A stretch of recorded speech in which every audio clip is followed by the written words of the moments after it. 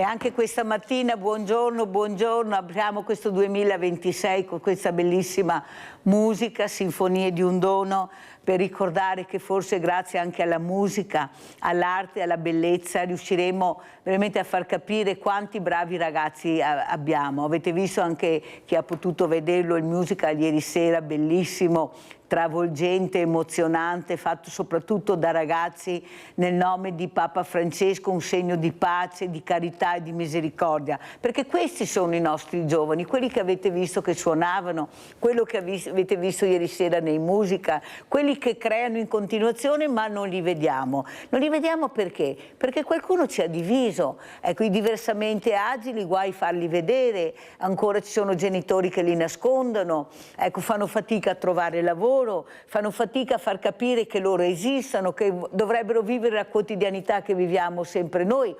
Però non è così, non è così. Io sto cercando, voi lo sapete, di accelerare su questo, di dare la possibilità a queste creature meravigliose di far capire che ci sono, anche perché sono veramente bravi, quando lavorano, lavorano seriamente, ce la mettono tutta. Però, come avete sentito anche dai miei ospiti che ho avuto in trasmissione, anche quella donna che ha detto certo che ho trovato un lavoro, Mirella, ci mancherebbe alla mia età, ho 40 anni, però non riesco a fare strada, non mi lasciano e io so le mie potenzialità, però sono nell'angolo, lavoro ma sono all'angolo e devo rimanere là. Ne parleremo questa mattina con due ospiti graditissimi, abbiamo in presenza Marcello Meneguzzo, che è papà di Sebastiano, che ringrazio di essere qui perché è un tema molto caldo che mi sta a cuore, voi lo sapete, e saluto anche Enrico Colusso, fotografo, la città di Treviso.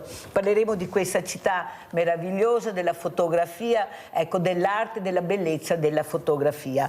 Allora io partirei proprio da Marcello Meneguzzo. Marcello, tanto saluto anche Sebastiano, saluto la mamma di Sebastiano, questa donna meravigliosa, grazie proprio a Marcello che sono riuscita a conoscere questa famiglia stupenda con questo ragazzino incredibile. Allora condividi quello che ho detto, cosa vuoi aggiungere Marcello?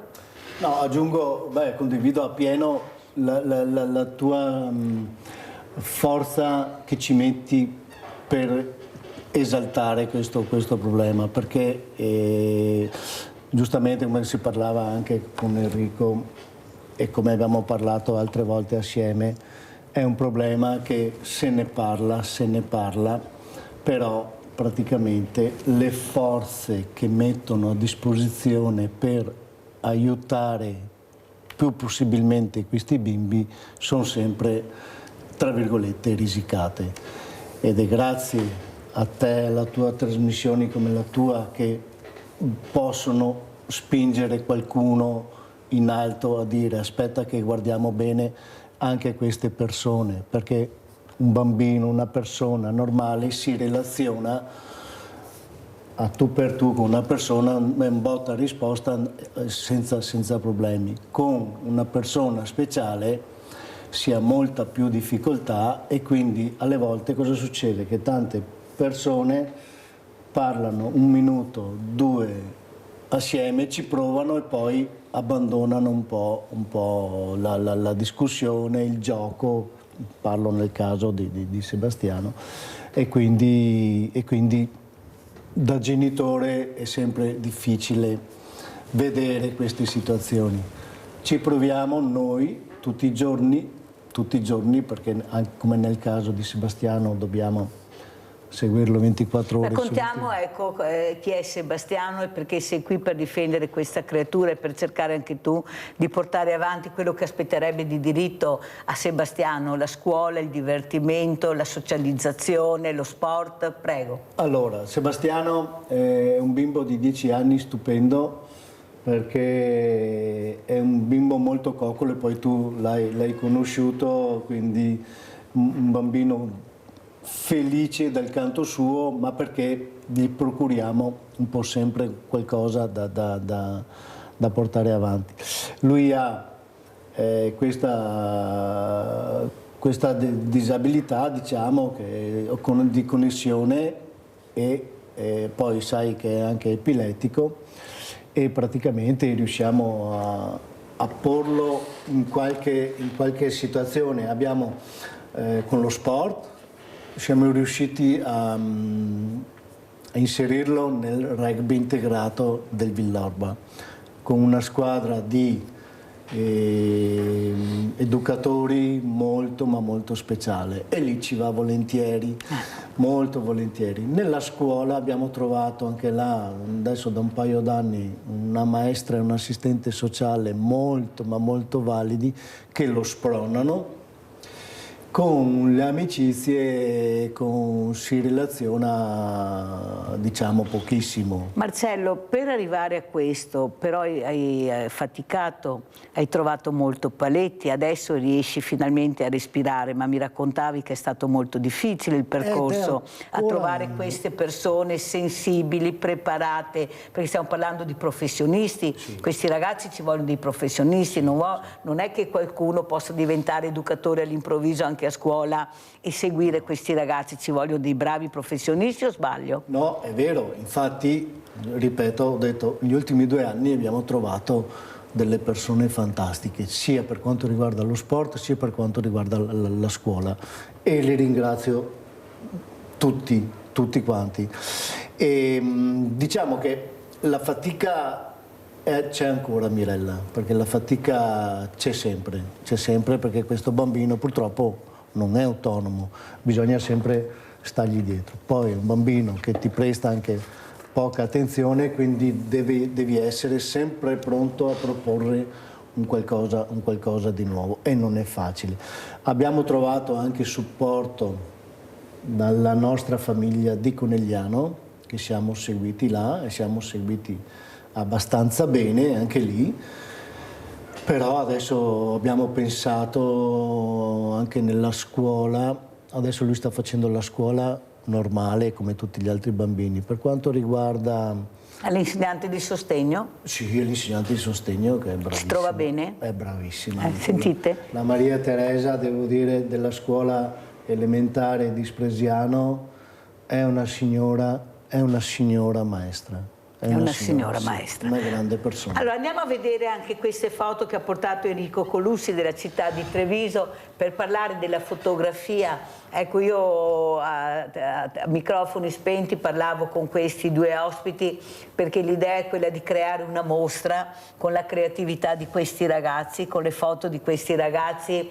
Veramente Enrico è il numero 1 su questo. Vedrete che foto ha fatto un mio carissimo amico che purtroppo non c'è più, a Tiziano Torzo. Chi è che non ha conosciuto il nanetto della loggia e chi è che a casa non ha avuto un giocattolo di Tiziano? Lui è riuscito a fare una foto splendida, sembra che coi suoi palloncini Tiziano prende il volo. Cos'è lo scatto nell'attimo che devi veramente cercare di centrare l'obiettivo e far sì che questa foto esploda nella sua bellezza e nella sua concretezza? Prego Enrico. E vediamo anche le foto, grazie. Sì. Tanto grazie Mirella dell'invito e grazie dell'opportunità che mi dai, appunto, e grazie. Un saluto anche a chi ascolta.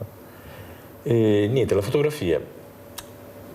Qualche volta penso a una fotografia che è l'attimo giusto, ma anche penso a una fotografia che possa solo raccontare qualcosa. Ecco, io cerco di, attraverso le fotografie, non cogliere scorci particolari, tramonti, non mi interessano queste robe. Mi interessa aspetti della città che passano via quasi inosservati. Anche questo signore che va di schiena, un cartello stradale, una cosa arrugginita, il verde della natura, 2 vecchietti che passano, che camminano per strada. Cioè, per me la fotografia, e in particolar modo questo progetto, è andare a scovare gli angoli che nessuno guarda, oppure che passano inosservati, anche una scritta sul muro. Sei molto più bella del tramonto. Che frase! Anche un messaggio, mi interessa anche guardare la natura, il verde in rapporto con la città, i messaggi, le cose che sono scritte sui muri, le fotografie appese ai muri. Questa era la donata degli Alpini del 2017, anche cose particolari, anche un muro bianco che nessuno guarda, ma mi interessa. Cioè non è, anche scorci, però scorci visti da angolature diverse. La Conforme città, l'angolazione, sì. Poi sempre, mi interessa sempre il verde. l'ambiente perciò. L'ambiente, questa è la villa, anche il cimitero, una ragazza che guarda i suoi cari.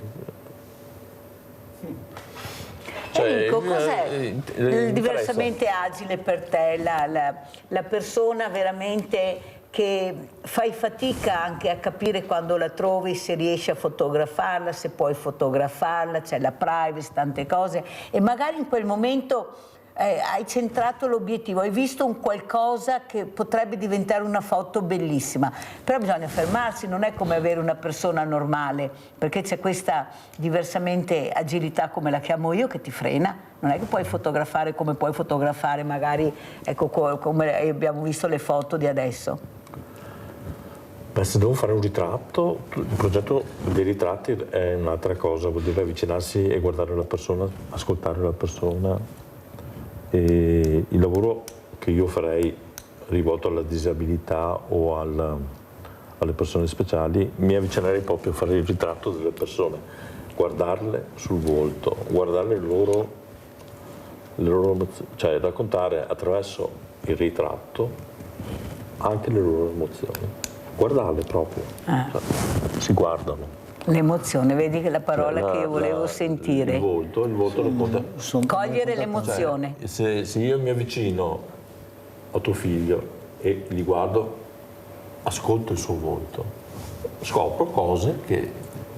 No, sono d'accordo, perché potresti fare anche un'immagine, magari in un momento felice, in un momento meno felice, quindi dalla foto si può vedere anche i momenti di questa vita, di queste persone speciali. No, l'idea è molto buona. Cioè, questo lavoro sulla città è rivolto agli aspetti che non sono guardi della città, però invece il lavoro sulla disabilità lo vedrei rivolto al ritratto, a guardare il volto delle persone. Cioè, io penso che una persona che abbia una persona speciale così ha sempre qualcosa, sono sicurissimo che se mi avvicino a guardare il volto ne scopro l'espressione che dà l'emozione. Allora andiamo a vedere sicuro. la Befana. Devo correre perché il tempo è tiranno. La Befana ieri è stata una giornata bellissima, specialmente per i bambini, ma anche per noi bambini. Anche quelli grandi amano la calza, la Befana. Oggi arriverà anche al Banco Solidale questa Befana, distribuiremo le calze, anche se purtroppo i bambini sono a scuola oggi, però ieri la provincia era chiusa, perciò non potevamo fare la Befana, e perciò lo facciamo questa mattina, poi ve la faremo vedere. Andiamo a vedere questa Befana invece nella Grotta Gigante. Andiamo a Trieste.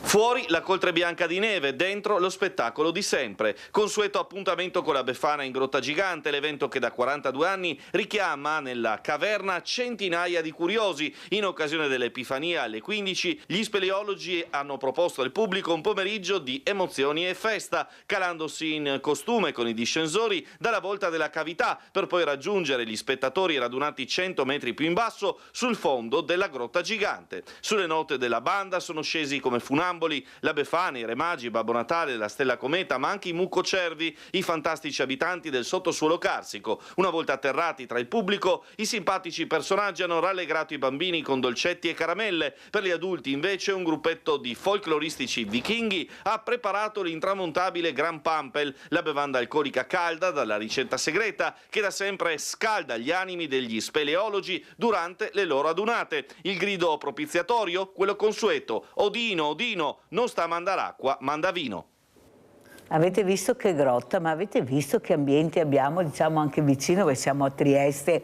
Ecco, se non ci fossero queste manifestazioni, grazie alla Befana questa volta, magari questa grotta non l'avremmo neanche conosciuta. Sebastiano, come ha passato la Befana ieri, Marcello? Sebastiano, ieri praticamente eravamo via, siamo tornati ieri, poi nel pomeriggio l'abbiamo portato al centro commerciale lì al Panorama, perché giustamente appena arrivati, eccetera, e là c'era la Befana con i folletti, e abbiamo fatto le foto. Ecco, se ci fosse stato Enrico, forse avrebbe colto questa emozione di questi bambini nel vedere questa figura che per loro è importante, o sbaglio? No, l'avrebbe colta sicuramente, perché giustamente come mi ha fatto vedere alcuni suoi capolavori, avrebbe colto la felicità nel caso di Sebastiano di questa Befana, che oltretutto lui, essendo molto coccolo rispetto ad altri bambini che c'erano là, poi si è preso la Befana, l'ha abbracciata, l'ha baciata, i folletti. Sì, sarebbe un bambino da accogliere con molte foto giustamente studiate da Enrico, che sarebbe molto bello Perciò vi stiamo dicendo che stiamo cercando di mettere in piedi una cosa importante, sì. Vedremo se ci riusciremo, proprio per dare la quotidianità anche con la fotografia a questi ragazzi. Ecco, cos'è la Befana, il Babbo Natale, questi personaggi per un fotografo? Abbiamo visto, ecco, questi Babbi Natali che stanno guardando una vetrina, che tu hai colto l'attimo dell'attenzione di questi due Babbi Natale. Anche loro avrebbero voglia magari di qualcosa, non solo di portare i regali, ma magari di ricevere un regalo. Prego Enrico Colussi. Le festività sono sempre un momento di riflessione rispetto al tema del ritrovo, del regalo, delle tradizioni. Io la Befana l'ho passata in famiglia tranquillamente, però sono sempre legato, come tutti, anche a un momento di socialità con la famiglia, per cui per me le vacanze sono un momento di stare con la famiglia, stare tranquillo. Per me è questo. Niente di eccezionale, di cose sì, strane. Qualche volta i giorni di Natale, Capodanno, lavoro, no, Natale no, però Capodanno lavoro. Sì. Andiamo a vedere anche la Befana del poliziotto, visto che ieri era proprio questa giornata, adesso dobbiamo aspettare un altro anno per vedere la Befana, anche Babbo Natale. Andiamo a vedere la Befana del poliziotto.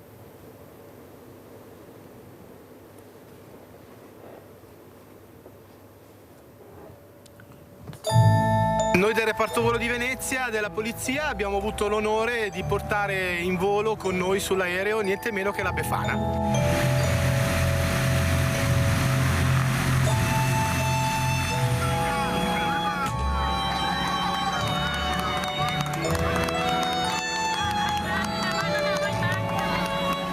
Oltre 120 bambini all'Aeroclub Dall'Oro di Belluno per la Befana del poliziotto, a cui la collaborazione tra Questura e 10° Reparto Volo di Venezia ha letteralmente messo le ali sotto gli occhi stupiti dei più piccoli.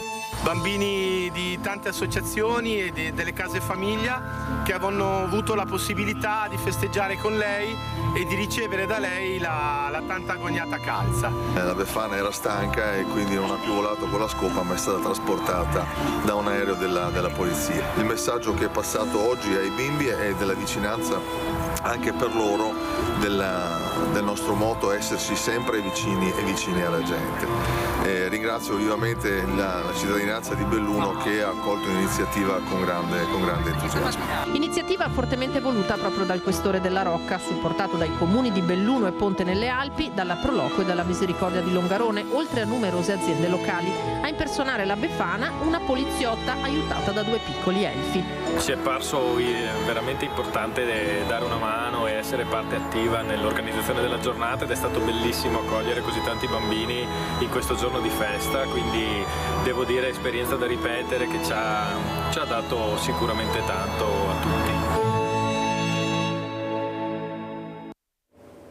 Allora, la Befana che arriva con l'aereo, cosa ne pensi Enrico Colussi? Beh, è una, come si dice, una presentazione delle forze dell'ordine che presentano le loro I attività, poliziotti della polizia. per cui sicuramente... Abbiamo visto anche l'aereo della polizia che non avevamo mai visto, vero? Esatto, io non ho mai visto l'aereo, per cui sì, è giusto che che le forze dell'ordine presentino le loro attività, perché il tema della sicurezza è sempre presente, per cui forze dell'ordine va bene che lavorino in questo senso. E adesso invece andiamo a vedere il percorso dei diversamente agili nelle colline del Prosecco. Andiamo a vedere e poi commentiamo con i nostri ospiti Marcello Meneguzzi e Enrico Colussi. 6,5 km dal castello di San Salvatore a quello di Collalto, attraverso i boschi ed i vigneti delle colline di Susegana. Inaugurato il nuovo percorso accessibile concepito per garantire fruibilità inclusiva e sicurezza a chi si muove in carrozzina o ha difficoltà motorie. Il percorso inclusivo, primo sulle colline UNESCO, presenta dolci salite, tratti pianeggianti su un fondo misto asfalto e ghiaia compatta, con punti di appoggio lungo il tracciato dove saranno installate stazioni di ricarica per le carrozzine elettriche. Il turismo sociale ed inclusivo è un settore in forte espansione ed in Veneto coinvolge località di mare, montagna, siti UNESCO con contributi statali per il biennio 2024-2026 raddoppiati da 1.600.000 euro a 3,5 milioni, fondi che serviranno a migliorare l'accessibilità fisica e sensoriale dei luoghi e la formazione del personale anche in vista delle Olimpiadi e Paralimpiadi invernali di Milano Cortina 2026. Visto le nostre sorelle ruote libere, le avete viste? Ecco, queste ragazze meravigliose che hanno capito l'importanza anche loro di vivere la quotidianità, hanno veramente creato questo percorso incredibile che si chiama appunto ruote libere, per arrivare anche nei luoghi accessibili, non trovarsi all'improvviso di fronte, è tutto accessibile, poi arrivavano e trovavano gli ostacoli. Quanto importante è l'accessibilità anche per la famiglia, Marcello? Allora, è molto importante proprio perché per facilitare tutto il percorso di qualsiasi, che potrebbe essere uno scalino, potrebbe essere un gradino, potrebbe essere una discesa, potrebbe essere un percorso anche di una strada che non è asfaltata, perché nel caso dove abitiamo noi hanno asfaltato un pezzo di strada, però ci sono di quei buchi da 10 centimetri, dove che vado fuori con Sebastiano e praticamente devi sempre fare il giro dall'altra parte per riuscire a camminare. Quindi è tutto importante, specialmente su una persona che fa fatica, come nel caso di Sebastiano, ma ce ne sono tante, perché non sto parlando solo di Sebastiano, che fanno fatica a muovere i piedi. Sebastiano poi ha un altro problema, che lui non vede in 3D, ma vede in 2D, quindi quando cambia... Spieghiamo cosa vuol dire, perché magari a casa non capiscono. Allora, Sebastiano ha una malattia, cioè noi normali riusciamo a vedere la profondità, l'altezza, i colori e praticamente riusciamo a capire dove ci muoviamo. Sebastiano, vedendo in 2D, lui vede tutto piano, non vede uno scalino. Quindi per lui, anche quando vede una scrivania con questo colore e un foglio che bianco che potrebbe camminarci sopra, praticamente lui sta attento, perché cambiando il colore, essendo solo piano, pensa che sia un ostacolo, un gradino. Questo è un problema che sembra si possa migliorare quando avrà su 18-20 anni con un'operazione, sembra. Però questo anche per lui è una cosa non facile, quindi noi dobbiamo sempre dirgli: attenzione, vai tranquillo, non c'è nessun gradino, oppure attenzione, c'è un gradino. E quindi lui ha sempre questo passo per non cadere, perché giustamente ha un'autodifesa anche lui per la sua persona. E quindi l'accessibilità in tanti punti ancora manca. Allora andiamo a vedere anche la pediatria a Padova, i vigili del fuoco in pediatria a Padova, poi vedremo anche delle immagini di Treviso. Ecco questo meraviglioso corpo che io sono convinta che il Presidente della Regione rivaluterà, perché con tutto il rispetto che ho della protezione civile, ci mancherebbe se non ci fosse, dovremmo inventarla, però capite che i vigili del fuoco sono un'altra cosa. Per me abbiamo dei professionisti, veramente loro sono preparatissimi, rischiano la vita. Avete visto anche cosa è successo, ecco, in Svizzera. ecco, quanto sentono, ecco, il lavoro con la sensibilità. Uno addirittura ha detto non voglio più fare questo lavoro, sono talmente rimasto scosso. Capite che professionisti abbiamo, forse la politica dovrebbe capire di rivalutare queste figure importantissime, che sono due cose diverse a mio avviso. Una cosa è la protezione civile, una cosa sono i vigili del fuoco. Cosa ne pensi, Enrico Colussi? Beh, certo, le forze dell'ordine hanno un'importanza fondamentale sia per la sicurezza che per i pompieri, in questo caso per la sicurezza delle persone, quando capita un incidente, quando capita un incendio. Sono persone straordinarie al servizio delle difficoltà, dei problemi che possono verificarsi. Quel caso in Svizzera, i pompieri avranno sicuramente cercato di salvare queste persone, questi ragazzi poverini che erano intrappolati dalle fiamme. Incredibile. Comunque è logico che i pompieri e le forze dell'ordine sono sempre al servizio e fanno un lavoro straordinario. Allora andiamo a vedere la pediatria a Padova con i vigili del fuoco e poi le immagini a Treviso.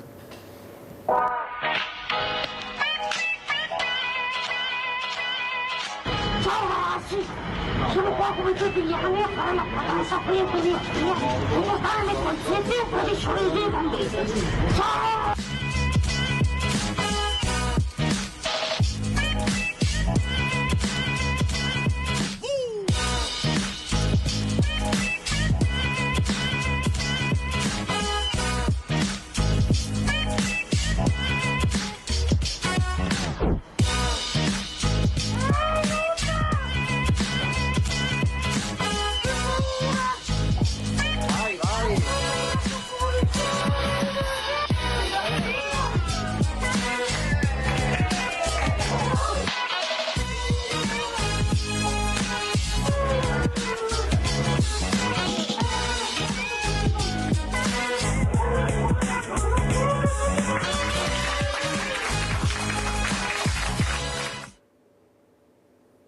Adesso vedremo le immagini invece della pediatria di Treviso, sempre con i vigili del fuoco, perché è molto importante capire anche in queste circostanze, ecco, anche loro come si muovono, cosa fanno. Guardate, poi i bambini li adorano, i vigili del fuoco per i bambini. Io mi ricordo tanti anni fa, proprio con Treviso Viva, ho premiato con la mia associazione proprio questo corpo meraviglioso. Ecco, mi è rimasto talmente impresso, mi ricordo quel giorno che c'era lo sciopero, che non avevano neppure le divise, me lo ricordo benissimo, mi è rimasto impresso, hanno scioperato perché non avevano neppure le divise di ricambio. Pensate veramente invece l'importanza di questo corpo, e noi abbiamo pensato di premiarli, è stato emozionante.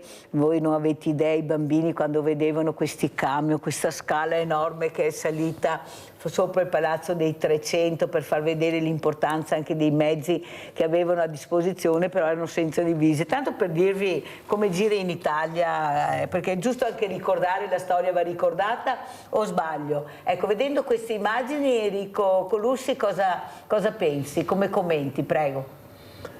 Ma questa cos'è? La visita a Treviso? No? In pediatria a Treviso. Bello, bello. Cioè, è giusto che i vigili del fuoco possono rappresentare e possono avvicinarsi anche ai ragazzi della pediatria e possono dare un attimo di conforto, di spensieratezza attorno alla bellezza e anche al messaggio che porta la Befana, molto molto bene. Prima Enrico hai parlato e hai detto una parola molto importante, l'emozione. Ecco, la sensibilità anche nel catturare le emozioni. Ecco, qualcuno dice che questi ragazzi, questi giovani che tu vedi molto, perché Enrico lo trovi spesso in città con la sua macchina fotografica, con i suoi mezzi di lavoro, in giro per la città dove ci sono anche questi ragazzi. Ecco, hai mai fotografato questi ragazzi con queste etichette? Adesso li mettono Baby Gang, Maranza, non so dove hanno trovato sti nomi. Ecco, invece di catturare l'emozione, anche nell'aggressività a volte, come vedi tu? Ecco, quando incontri questi ragazzi, li vedi, ti viene la voglia di fotografarli, di catturare quell'emozione che magari non si vede ma che tu riesci a cogliere? Ma mi piacerebbe fotografare questi ragazzi, mi è capitato di fotografarli per le vie della città oppure in quello che succede a livello di cronaca, quello che a me piacerebbe fare un progetto con loro, per questo sì, perché se ti avvicini, come dicevo, come se mi avvicinassi a una persona speciale, una persona speciale e guardare il volto e sicuramente coglierei le emozioni E perché non mettere assieme appunto questo ragazzo diversamente agile con questo ragazzo diversamente aggressivo? Cioè fare, hai capito, lavorare assieme queste realtà. Io penso che si deve fare rispetto a questi ragazzi, bisogna avvicinarsi con un tema dell'ascolto, è fondamentale, ascoltare, perché se non ci poniamo su un gradino un po' più basso rispetto... Invece di giudicare, ascoltare magari. Esatto. E allora riusciremo a fare qualcosa. Però il tema dell'ascolto è rivolto al fatto che loro sicuramente hanno qualcosa da raccontare, da dirti, e magari non hanno gli strumenti per poter dire, allora usano l'aggressività per manifestare anche la loro voglia di raccontarsi. Per cui secondo me se ci si avvicina a loro con il tema dell'ascolto e gli si avvicina per fare un ritratto a loro, mi piacerebbe tantissimo. Perché penso questo? Perché io ho raccontato tante volte questa storia di una ragazza, Lisa, che non parla ma sente, ascolta, che la mamma non vuole assolutamente che frequenti una scuola di diversamente agili, perché per lei Lisa è normale, solo il problema che non parla, perciò adopera la lingua dei segni.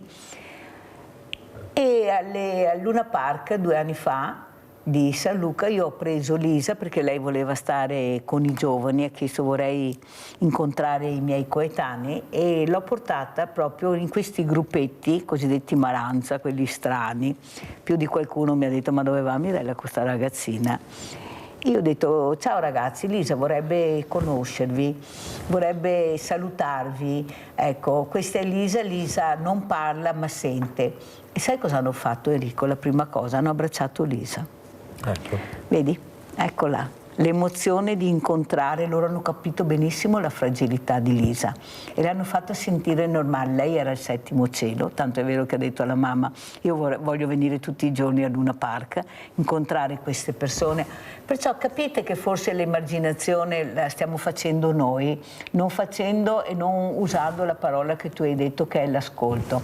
Perché sei qui? Perché ti comporti così? Ma dobbiamo farlo prima, la prevenzione, non va fatta nel momento che li trovi seduti, perché sono già avanti loro rispetto a questo. Loro fanno fatica a incontrarti. E invece io, sarà passato un mese fa che vi ho raccontato, mi sono seduta tra di loro, proprio là dove sai che ci sono Piazza Borsa, li ho abbracciati, infatti questi mi guardava come di questa nasemia a posto, tutti schivano, questa viene a sedersi, e siamo andati al bar a bere una cioccolata assieme, che ha preso il caffè e una cioccolata, e nel momento che io li ho tolti da quel luogo e siamo entrati in questa caffetteria, non erano più i Maranza o le baby gang, erano ragazzi normali, perché là sono individuati così. Quando li togli da quel posto la gente non sa, là invece vengono individuati così. Cosa ne pensi? Sì, io faccio delle cose un po' particolari. Messi assieme sentono, messi assieme, magari c'è un piccolo leader, seguono il leader è sempre riferimento per un ragazzo giovane. Se fai delle cose che sono diverse, allora ti prendi la leadership, allora tutti seguono il leader. Però dopo, se guardi ogni persona, provi a guardare il volto delle emozioni, ogni persona racconta, ha delle emozioni. Io, se posso permettermi, ho visto più volte, ho considerato che quando li vedi praticamente in gruppo sembrano degli dei. Dopo li ho visti ognuno per conto suo, che magari ci ho scambiato anche qualche parola, e sono delle persone normali.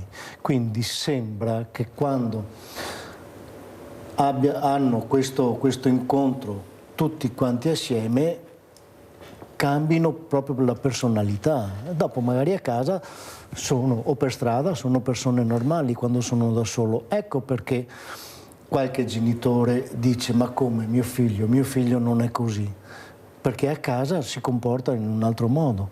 È secondo me quando il branco che esalta questa Ma è la stessa questa parola che forza rifà il negativa. branco, Sì. ecco, il leader, Sì. ecco, il bullo. Sì. Sono parole, loro è come mettessero la stella di sceriffo, Sì. ecco, che per loro è importante perché finalmente magari hanno la visibilità che prima non avevano. Chissà dentro di loro quante emozioni. Ecco, e questa aggressività viene tirata fuori nella maniera sbagliata perché qualcuno l'ha tirata fuori prima, perché è da piccolo che vedi anche il comportamento di questo bambino che è andato pure a scuola. Saranno andati a scuola sti ragazzini. È possibile arrivare, ecco, io mi ricordo questa educatrice proprio su un fatto di cronaca gravissimo, con l'uccisione di un ragazzo, ha detto: io ho conosciuto il ragazzo che ha accoltellato questa persona. Forse non abbiamo fatto abbastanza, non l'abbiamo seguito abbastanza, dovevamo fare di più, perché sapevamo cosa faceva, chi era. Forse non gli siamo stati vicini nel momento che dovevamo essere vicini e accompagnarlo per mano in un altro percorso. Sei d'accordo, Marcello? Sì, su questo sì, sono d'accordo nel momento che tu mi dici che noi sapevamo, conoscevamo questa persona, ma nel momento che un genitore viene a sapere che suo figlio è stato arrestato perché ha fatto questo, perché ha fatto quello, e a casa non si sono mai accorti di niente, è perché a casa o per strada, come ti ho detto prima, che li vedo, li conosco, li saluto, eccetera, quando praticamente sono in branco cambiano proprio la personalità. Forse vogliono esaltare la loro personalità, preferiscono esaltare la loro personalità in quel contesto del branco. Magari in realtà quando sono da soli, con i genitori o a scuola, eccetera, eccetera, o con qualche amico, senza essere nel branco, sono delle persone meravigliose.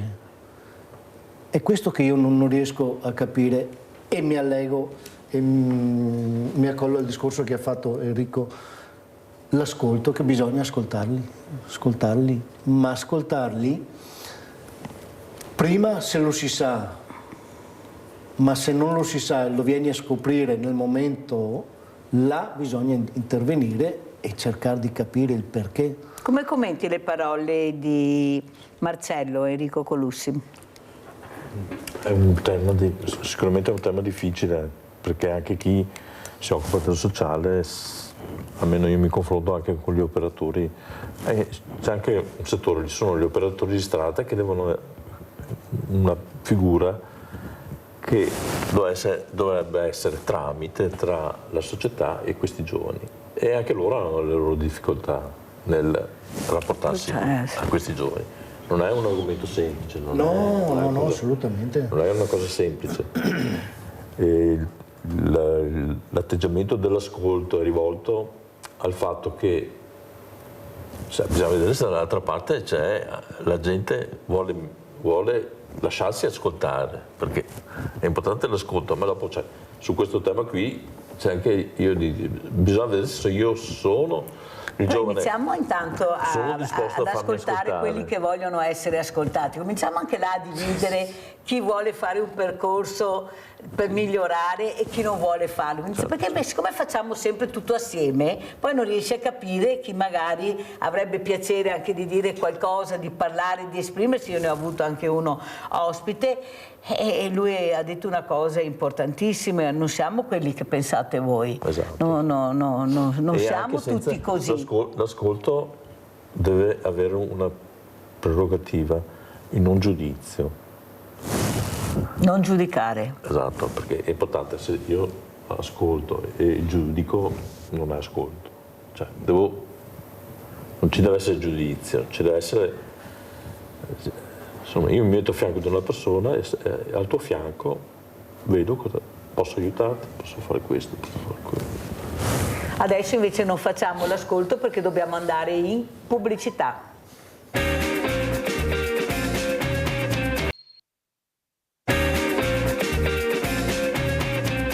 Andiamo andiamo a vedere anche questa neve, ha nevicato tantissimo, andiamo a vedere, forse nevicherà ancora, chissà perché non nevica sui Dolomiti, sua pista da bob, nevica dappertutto, nevica al mare e sua pista da bob non nevica, ma che roba strana, è un angolo di territorio che la neve non si vede. Andiamo a vedere questa neve che è caduta e poi la commentiamo con i nostri ospiti. Sì, a Trieste, andiamo a Trieste, visto che qua a Naghese andiamo a Trieste. Se ieri si poteva parlare di nevicata, oggi è bufera in piena regola sul Carso, dalle parti di Pese, su una delle camminate più amate dagli amanti del trail running, della mountain bike. Oggi sembra di essere in una località montana in piena bufera. La neve ha ricoperto tutto il Carso triestino, a Pese in particolare il paesaggio è fra i più suggestivi. Chi sperava in un'epifania innevata ha visto esaudire i propri desideri. Una vera e propria bufera che però non ha fermato gli amanti delle escursioni invernali. Non solo passeggiate sulla neve, ma anche attività sportiva in mountain bike attraverso i vari sentieri.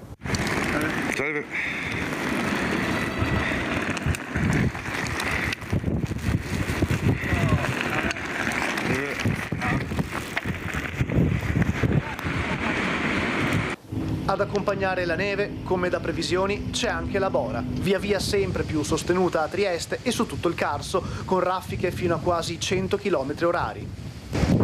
Le raffiche si fanno sentire davvero sul Carso, piegano gli alberi in maniera sensibile e portano con sé la coltre bianca che diventa neve polverizzata. Avete visto? Ho ragione, guardate a poca distanza, che non è che siamo... Sì. Cos'è la neve per un fotografo l'inverno? E qual è la stagione migliore per un fotografo? Tutte le stagioni sono belle, emozionano, ogni stagione ha i suoi lati positivi. Ma tutte le stagioni hanno i suoi lati positivi, è bello raccontare tutto, la neve, il sole.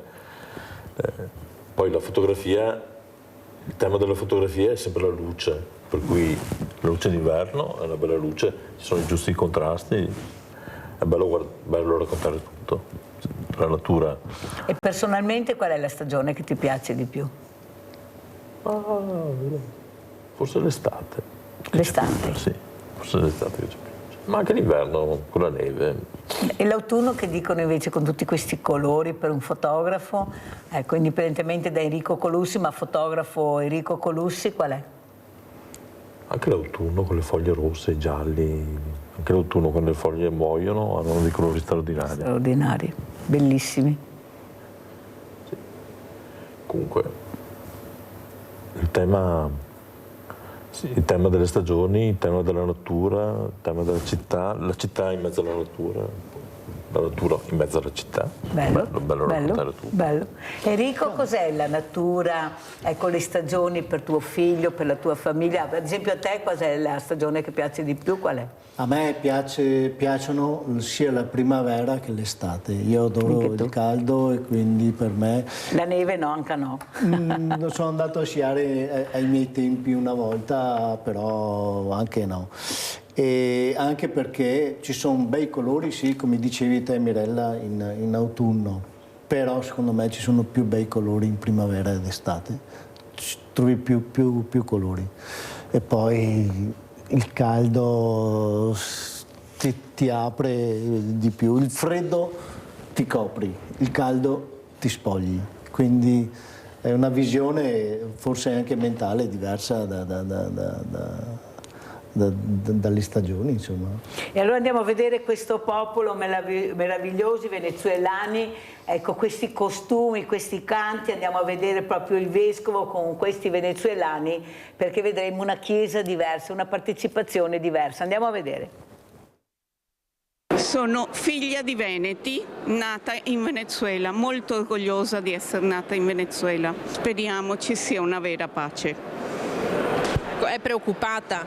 Siamo molto preoccupati tutti. La bandiera, il nome del suo paese sul cappello, insieme alla penna che richiama quella da alpino del nonno Emilio, istriano, morto in guerra.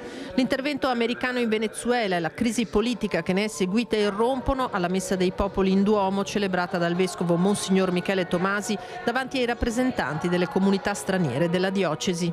Col cuore siamo tutti là, tante difficoltà di tutti i tipi, manca luce, manca acqua, manca da mangiare, è un momento delicato, molto delicato. Nell'omelia il richiamo del Vescovo a scegliere la via della pace come fecero 2000 anni fa i Magi. Anche oggi noi possiamo decidere, nelle nostre famiglie, nelle nostre comunità, nella comunità nazionale e internazionale possiamo decidere da che parte stare. Preghiamo davvero il Signore perché chi si ricorderà di questo tempo non ci annoveri accanto ai succubi di Erode, ma ci veda in cammino assieme ai saggi per cercare vie di giustizia, di libertà e di pace.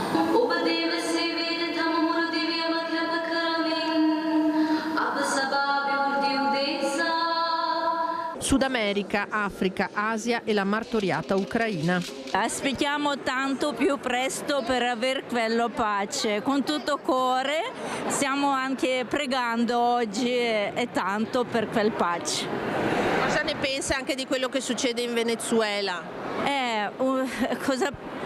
Cose spiacevoli, veramente. Mi dispiace da tutto cuore perché non dovrebbe succedere quelle cose, però purtroppo è successo. Le tensioni sono sempre più forti e sembra che esista solo il linguaggio della brutalità e della forza bruta, appunto.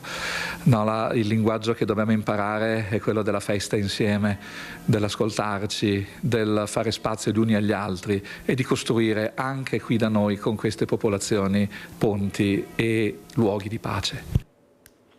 Ponti e luoghi di pace, forse anche questa Chiesa che cambia con questi volti, con queste musiche, col coinvolgimento. Avete visto quanti giovani, perché in queste popolazioni abbiamo anche tanti giovani, tanti bambini, ecco, coinvolgerli di più. Ecco, come hai visto queste immagini, Enrico Colussi? Questa Chiesa diversa, questa Chiesa che accoglie, ecco, che accompagna queste popolazioni in percorsi anche culturali non da poco, percorsi cristiani, percorsi cattolici, ma con la musica, con la bellezza, con l'arte. Abbiamo delle chiese meravigliose, dei posti splendidi. Prego.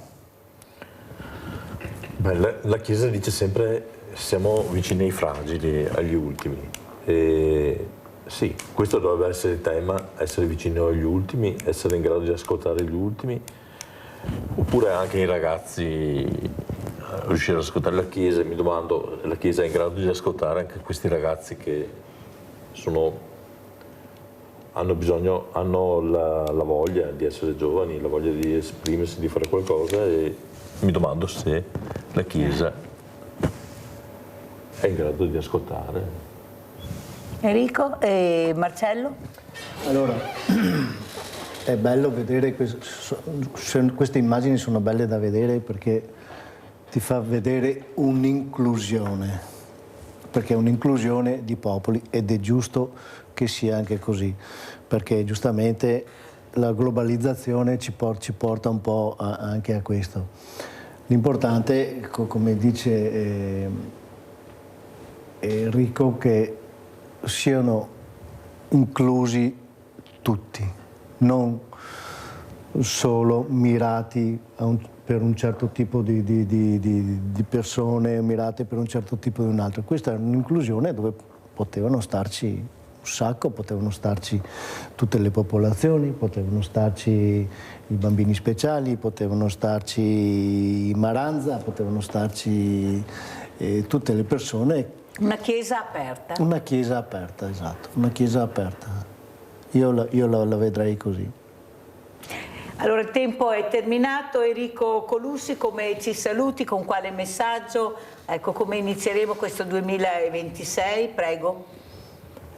Con quale fotografia tu dipingeresti, ecco, cioè fotograferesti il 2026, con quale immagine? Cioè il mio interesse è rivolto verso le persone, per cui io fotograferei le persone, è come una piccola missione. Fotografare le persone e le emozioni. Fotografare le emozioni, perché le emozioni sono tutto. Le emozioni possono essere comunicazione, attraverso l'emozione poi anche le persone possono raccontarsi, possono esprimersi.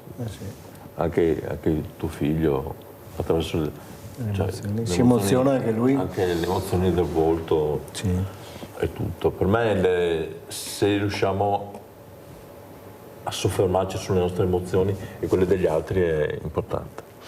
Allora sentiamo invece Marcello Meneguzzo, papà di Sebastiano, come ci saluta. Abbiamo parlato di fragilità, prego Marcello. Allora io ringrazio ovviamente Mirella che ci accoglie sempre in questo studio per esternare le nostre emozioni, e auguro un 2026 felice per tutti.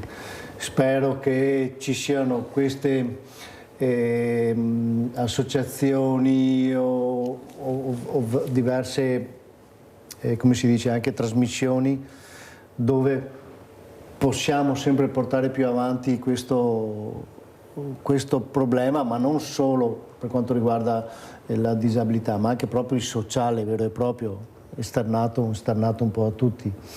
E una cosa che volevo dire prima, volevo ringraziare che si parlava delle forze dell'ordine, dei vigili del fuoco, tutte queste divise che ci stanno aiutando, e bisogna tenerle più in considerazione, come dicevi te prima, Mirella. Quindi vorrei che le istituzioni, il governo facesse di più per queste forze, perché rischiano la vita per noi. Grazie a Marcello Meneguzzo, grazie a Enrico Colussi. Pubblicità.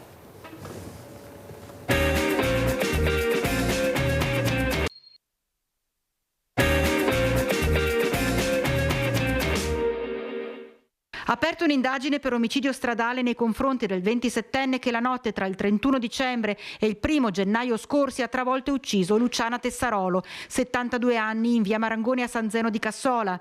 La tragedia proprio davanti la casa dell'anziana che viveva da sola e che era uscita subito dopo la mezzanotte per ammirare i fuochi d'artificio che illuminavano il cielo.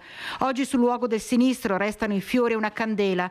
Da una prima ricostruzione il 27enne, che proveniva da ovest al volante della sua Volkswagen, si sarebbe accorto solo all'ultimo della presenza di Tessarolo.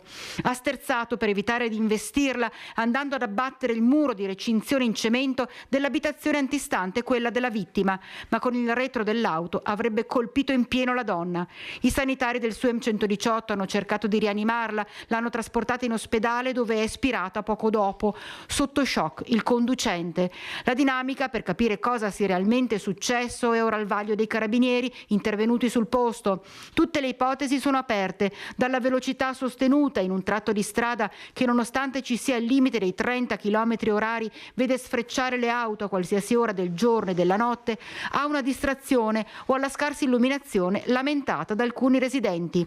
Al proposito, il sindaco, portando la sua vicinanza ai familiari della vittima, vuole fare chiarezza.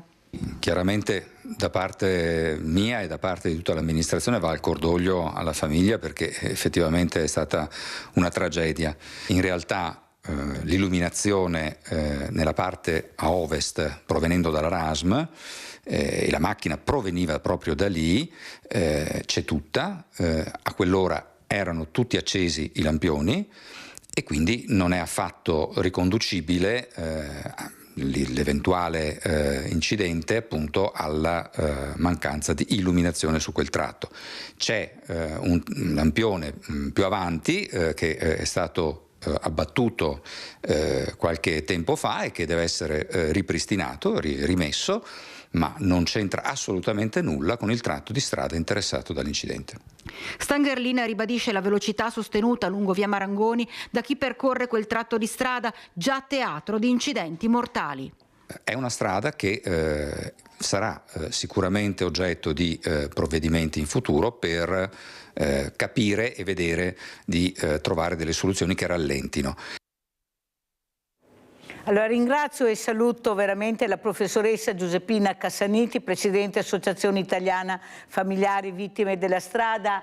Grazie Giuseppina, grazie Presidente di essere qui con noi per capire quanto si sta battendo questa donna, questa mamma che ha perso purtroppo una figlia, e da là è iniziato il dopo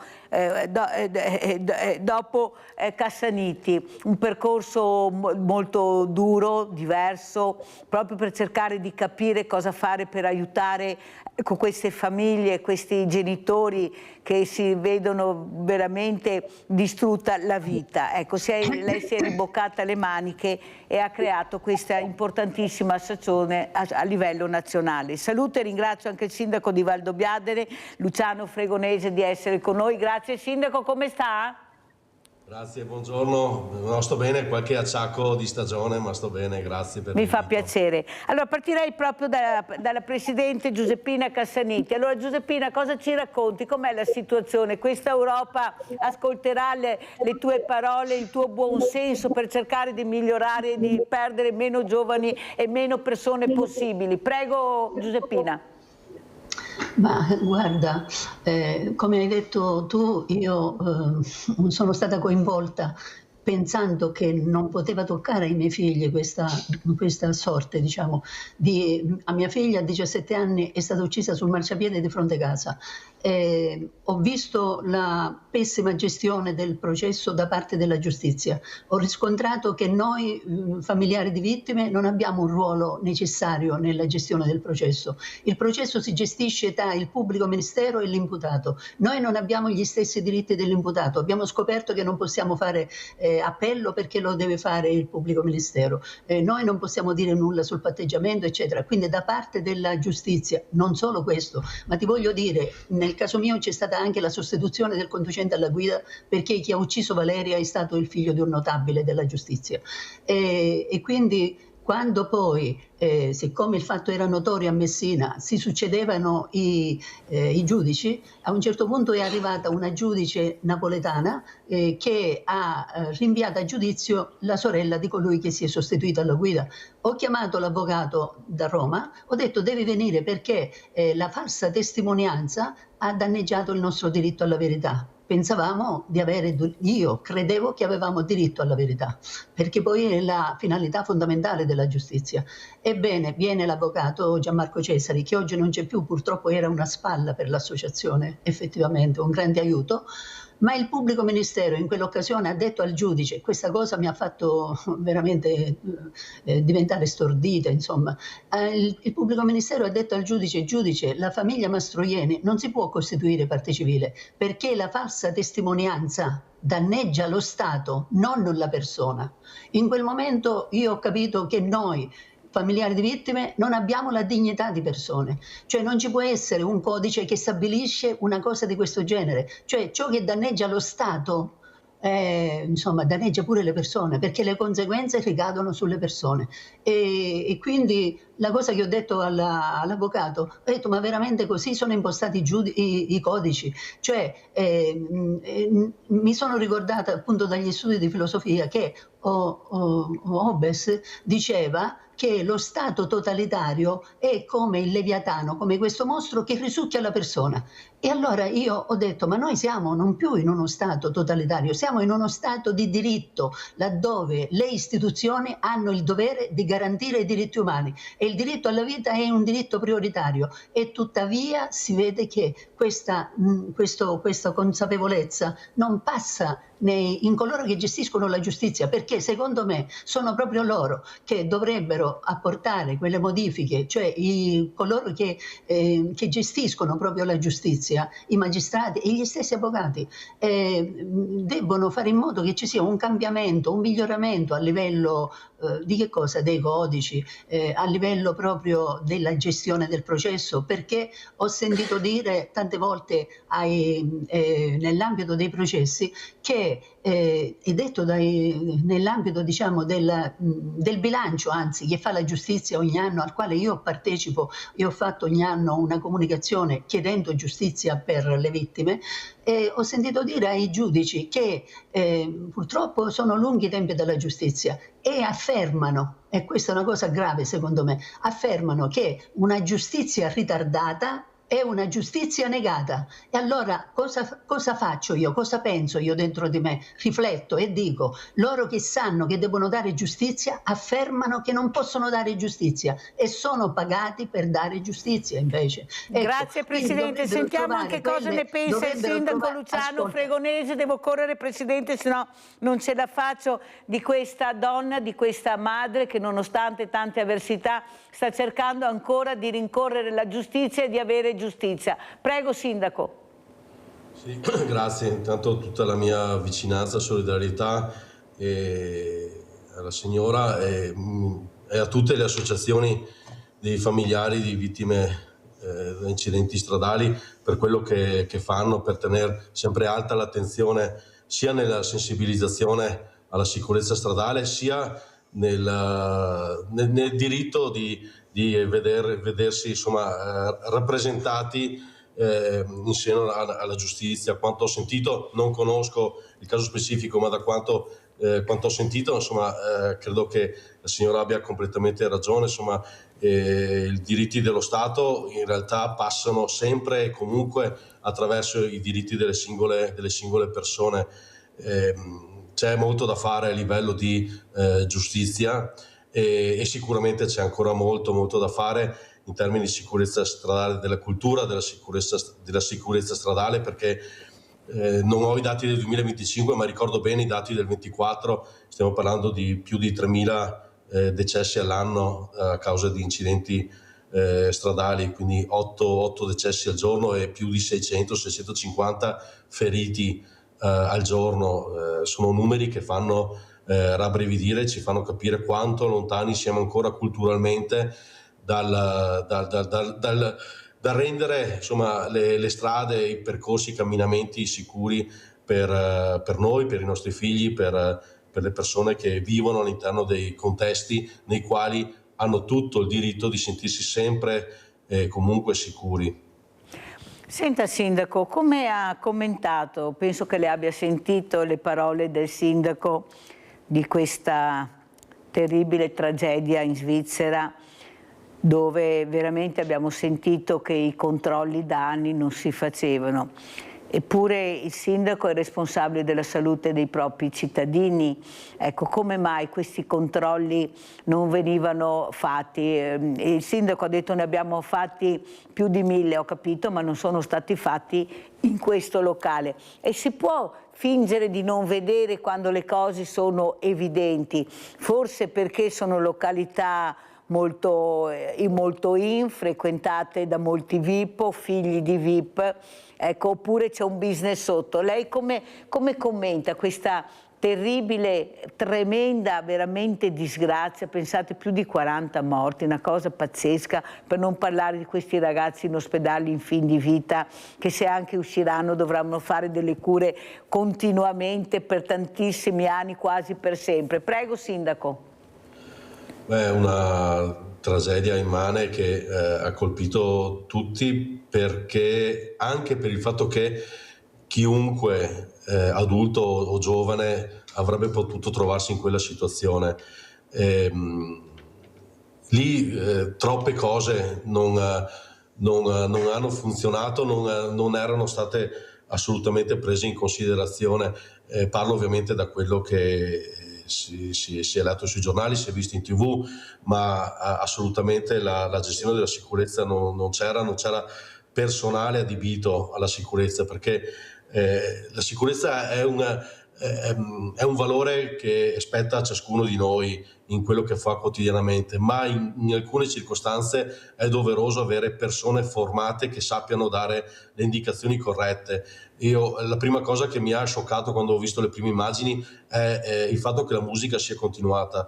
Questo significa proprio quei poveri ragazzi si sono trovati in un contesto nel quale davvero sono stati abbandonati a loro stessi, in una situazione di pericolo che chiunque faccia un corso di antincendio, primo soccorso, sa quali sono le procedure da fare nei primissimi secondi per evacuare, al di là del fatto che poi anche le vie di fuga evidentemente non erano sufficienti. Le colpe sono di tutti assolutamente. Adesso le indagini sono già, mi pare buon punto, già il fatto che il sindaco abbia in conferenza stampa ammesso le proprie colpe, ovviamente questo non solleva, non dà sollievo alle famiglie dei poveri ragazzi morti o feriti, che porteranno avanti per tutta la vita queste ferite fisiche, ma anche e soprattutto morali. Allora, la verità è che quando si parla di sicurezza a livello comunale, locale, spesso si fa davvero fatica a far capire dall'organizzazione della manifestazione di volontariato all'evento che viene fatto all'interno o all'esterno. Devo dire, la normativa italiana è ben chiara e non lascia assolutamente fraintendimenti. A volte sono viste come degli aggravi burocratici, dei costi aggiuntivi, ma in realtà non sono norme nate per gravare di costi e di adempimenti, ma sono norme assolutamente fatte per prevenire e gestire gli eventi calamitosi, che possono essere naturali o possono essere causati dall'uomo. Non è successo assolutamente questo nella tragedia accaduta, però questo ci deve far pensare che dobbiamo tutti rivedere, insomma, quello che facciamo a casa nostra. Parlo come ente, ma parlo anche come privati. E tutto quello che può aiutare nella sicurezza non è assolutamente un costo, non può essere visto come un costo, perché altrimenti non ne usciremo mai. Da qui quindi la conseguenza che la riduzione dei costi che gravano sulla gestione della sicurezza diventano poi degli utili, dei guadagni, e questo è assolutamente immorale, ma voglio dire, anche in questo caso davvero dobbiamo crescere in maniera seria dal punto di vista culturale, nella cultura della sicurezza.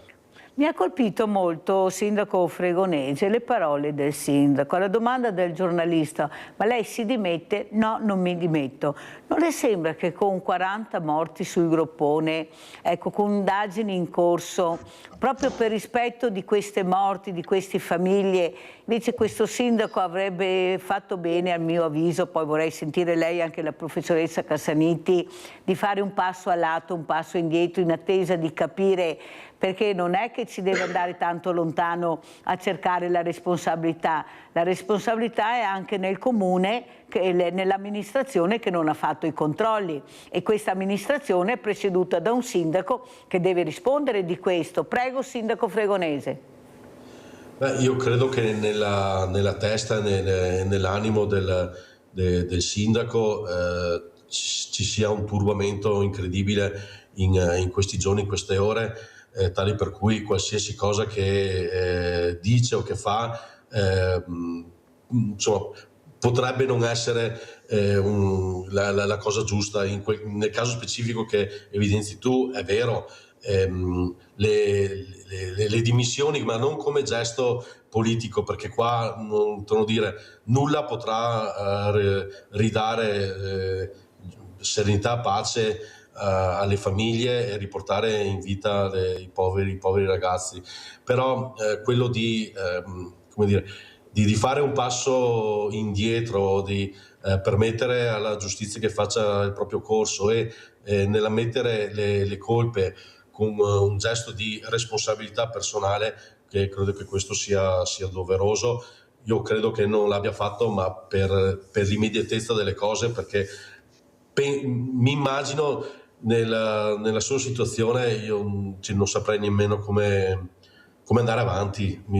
Cioè, il senso di colpa c'è assolutamente, sono sicuro che c'è, e questo non ti fa vivere. C'è il gesto, però bisogna anche avere la prova del gesto e a mio avviso questo passo indietro dovrebbe essere dovuto in attesa di chiarimenti e di vedere, sto parlando di 40 vittime e quelle che rimarranno anche saranno veramente a vita segnate. Presidente Cassaniti, come hai visto tu invece questa situazione, ecco, queste dichiarazioni, tu che sai cosa vuol dire perdere un figlio, perché bisogna anche parlare con le persone che sanno cosa vuol dire. Prego Presidente.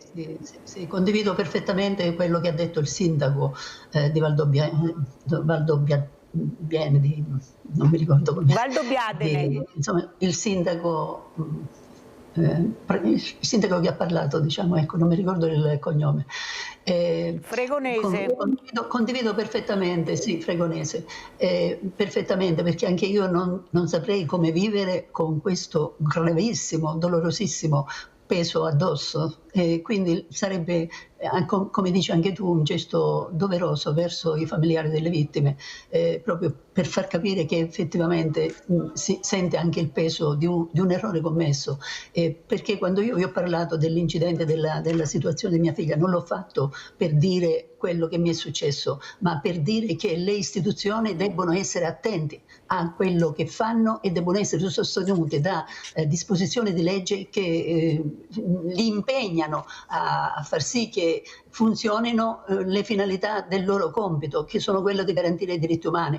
Quindi è una cosa, per esempio, tanto per dire, ho parlato della giustizia, per parlare della prevenzione, perché la giustizia è un asse portante della prevenzione, e allora quando si vede che c'è quella superficialità nella gestione del processo, si permette a tutti di poter continuare a fare tutto quello che vogliono sulla strada. Quindi il problema fondamentale, ecco, è far sentire la grande responsabilità delle istituzioni, perché sono loro che operano un'azione di trascinamento nella società, sono le loro proposte, le loro decisioni che operano proprio questo trascinamento. Se noi abbiamo comportamenti che non vanno bene è perché non c'è un rigore serio nella gestione del problema, ecco. E quindi sono convinta che sarebbe una cosa giusta, che anzi una dimostrazione che sente il peso del problema se il sindaco si dimette, secondo me. Dobbiamo andare verso questa direzione, ecco. Molto importante. Presidente Cassaniti, l'Europa che non risponde a queste sollecitazioni, tu hai presentato anche delle proposte molto importanti, hai raccolto, abbiamo sentito con Paolo Battistini l'altro giorno, più di 60.000 firme, stai cercando di spingere, ma se qualcuno non ascolta e agisce, come la mettiamo? Ecco, questo codice della strada che non condividi o condividi in parte, prego. Guardi, è una cosa veramente, non me lo spiego. Io dirigevo la scuola e la dirigevo con quell'idea che il mio compito doveva essere un compito promozionale dal punto di vista umano. Questo non l'ho riscontrato nelle istituzioni, perché dico una cosa, ho cercato di vedere un pochino il lavoro fatto nel tempo. Io sono presidente dal 2001, nel 2007 abbiamo fatto un convegno perché ci sia un'equiparazione nei diritti tra diciamo, l'imputato e anche le vittime, no? Devono avere gli stessi diritti. È dal 2011 e dal 2007 che abbiamo fatto dei convegni per dire che deve essere modificato l'articolo 111 della Costituzione, che parla di parità delle parti nel processo, e le parti pensavo che fossero le vittime e l'imputato, invece no, le parti sono il pubblico ministero e l'imputato, per cui il garantismo dell'imputato crea una disuguaglianza tra vittima ed imputato. Dobbiamo avere gli stessi diritti processuali, ci devono essere gli stessi diritti processuali tra vittime ed imputato. Quindi voglio dire che le istituzioni non capisco perché non centrano i problemi che ci sono per far sì che i cittadini siano veramente uguali dinanzi alla legge. Noi abbiamo nella Costituzione scritto che tutti siamo uguali, che i cittadini sono uguali dinanzi alla legge, e invece non è vero che siamo uguali. E appunto noi non possiamo opporci al patteggiamento, non possiamo fare appello, cioè ci sono tante cose che non vanno bene nella giustizia, e quindi il problema fondamentale è, come diceva il sindaco che mi ha preceduto, che bisogna capire quello che dobbiamo fare, quindi sentire il peso degli sbagli che abbiamo fatto e dobbiamo porre rimedio a questi sbagli. Invece questo non si fa, quindi nel 2007 abbiamo fatto convegni, nel 2010 l'abbiamo fatta ancora, e così via. Ancora ancora oggi ci troviamo con lo stesso problema, che bisogna modificare l'articolo 111 della Costituzione, perché la parità delle parti nel processo deve esserci tra vittime ed imputato, e noi questo ancora non ce l'abbiamo. Ecco, vi ho detto anche il fatto che, insomma, dire ancora che la falsa testimonianza danneggia lo Stato e non la persona, ma insomma, dove siamo? Quindi, ecco, ci sono tante cose che non vanno. Poi, sentiamo anche il sindaco Fregonese. Il sindaco, lei fa parte di un partito importante, un partito della Lega. Abbiamo Salvini che è ministro dei trasporti, ha fatto questo codice della strada. Come commenta le parole di questa Presidente che dice non abbiamo risposte, non abbiamo la possibilità anche di fare quello che vorremmo, anche di essere ascoltati? Prego. Sì, grazie. Beh, intanto una precisazione: sono una civica all'interno ovviamente della Giunta e del Consiglio di maggioranza. Ho persone tesserate con la Lega, io personalmente no, ma questo non cambia comunque, perché essere sindaco diciamo, si è comunque rappresentanti dello Stato e delle istituzioni, quindi ho colto, devo dire che non conoscevo questo aspetto che la professoressa Cassaniti ha evidenziato, e lo condivido appieno, perché davvero non si capisce per quale motivo i familiari non possano fare ricorso per falsa testimonianza, essendo leso, insomma, il diritto dello Stato e non della famiglia, perché, torno a dire, lo Stato, in uno Stato di diritto, è uno Stato che tutela e rappresenta ed è costituito dai singoli cittadini, non è uno Stato che si impone sui cittadini. Quindi complimentarmi ancora con la signora per la forza con la quale sostiene i propri diritti, i diritti di tutte le famiglie che purtroppo, come la signora ha visto, insomma, una grave perdita a causa di incidenti stradali. Credo che la cosa assolutamente da fare, ma mi approfondirò l'argomento e mi confronterò anche con conoscenti parlamentari, insomma, per quale motivo, insomma, quale sia l'ostacolo. Sì, è una materia che non conosco, ma assolutamente, se vogliamo effettivamente, come ha detto la professoressa, applicare attraverso le leggi la Costituzione, insomma, l'articolo della Costituzione è chiaro, insomma, la parità di diritti va garantita soprattutto dalle istituzioni, dai poteri dello Stato, in questo caso il potere giuridico, che assolutamente deve lavorare per i cittadini. Evidentemente ora non è così per quanto riguarda le vittime da incidenti stradali. Allora, sindaco Fregonese, lei ha specificato e ha fatto bene, sono una civica anche di centrodestra, però è anche giusto capire che forse, non dico la sua, ma dietro alle civiche ci sono i partiti, cioè, questo è chiaro, sindaco, inutile che ce la giriamo. Ecco, il partito, siccome è molto furbo, le segreterie di partito hanno capito benissimo che la gente era stanca del partito e votava più volentieri, specialmente nelle amministrative, ecco, la civica, e perciò hanno messo davanti questa civica, così facendo una confusione enorme al cittadino che quasi sempre non è preparato, non sa, non c'è trasparenza, pensando che la civica sia una cosa nuova, poi invece dietro ci sono i partiti, e lo dimostra anche il sindaco Fregonese, inutile che facciamo finta che non sia questo. Il problema è che, a mio avviso, in questo momento, sindaco Fregonese, visto i problemi che hanno il paese, visto i problemi che avete voi sindaci, perché poi vi hanno lasciato la patata bollente a voi, sia il governo che la regione, dove i cittadini sicuramente non arrivano né in regione né al governo e vengono da voi, dove siete quelli meno pagati, dove avete delle responsabilità enormi e non avete veramente gli strumenti per affrontare queste criticità, che, come ha detto giustamente la professoressa Cassaniti, al primo posto c'è la sicurezza e la sanità, non c'è niente da fare, inutile che andiamo tanto lontano.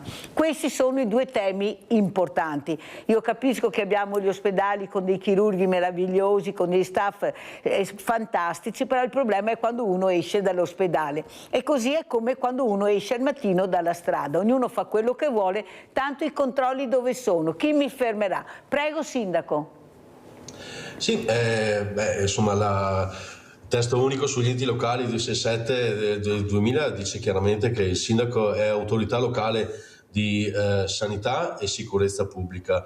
Esercita le proprie funzioni attraverso gli organi competenti in materia sanitaria, sono le ULS, in materia di sicurezza sono le forze dell'ordine, però è autorità locale e la responsabilità c'è e nessuno gliela toglie, perché chiunque si candida, quando si candida sa che lo fa assumendosi quelle responsabilità e non può sfuggire a questo. Ed è anche assolutamente vero che i comuni, i quasi 7.903 comuni italiani, sono il primo collegamento, e non dico l'unico, però assolutamente quello più sicuro che tra il cittadino e le istituzioni. Quindi assolutamente rimarco anch'io il fatto che ai sindaci devono essere dati, non si tratta di più poteri, ma la possibilità di discutere su tavoli istituzionali anche sovraordinati quelle che sono le problematiche locali, che possono variare, assolutamente variano da contesto a contesto, da piccolo comune a grande comune, dal comune del nord Italia, del centro Italia, o comunque comune montano, comune di pianura. Ma assolutamente il sindaco deve rappresentare i cittadini nel momento in cui ci sono delle criticità, e adesso non voglio dilungarmi e assolutamente non lo faccio con spirito polemico, ma con spirito costruttivo, ma di criticità più o meno grandi se ne raccolgono quotidianamente a tutti i livelli, dall'ambito sociale, l'ambito sanitario, l'ambito della sicurezza, della viabilità, insomma. Al tema dei giovani, ero con te in studio qualche mese fa, dove parlavamo appunto un anno fa dei problemi che ho avuto qua a Valdobbiadene, che per fortuna oggi non ho, ma domani potrei avere ancora, del disagio giovanile all'interno e all'esterno delle scuole. Sono problematiche che quando partono dal basso livello locale, poi sempre si trasformano in problematiche a livello nazionale. Perciò dare la possibilità con la giustizia vera. Faccio un esempio perché è quello che capita più frequentemente.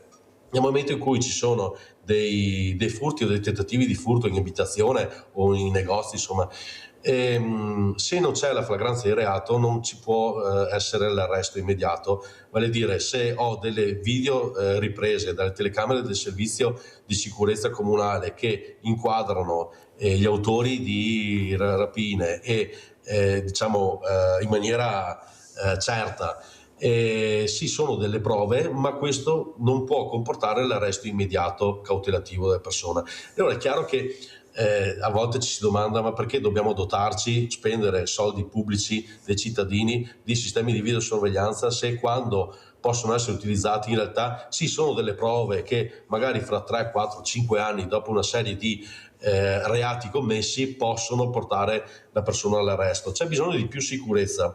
Credo che se un sistema di videosorveglianza è certificato, autorizzato dalla questura, dalla prefettura, ed è assolutamente utilizzato con un regolamento interno, solo le forze dell'ordine lo possono utilizzare, quindi sono prove certe, in quel caso là credo che sia giusto poter procedere all'arresto immediato, ancorché non in flagranza.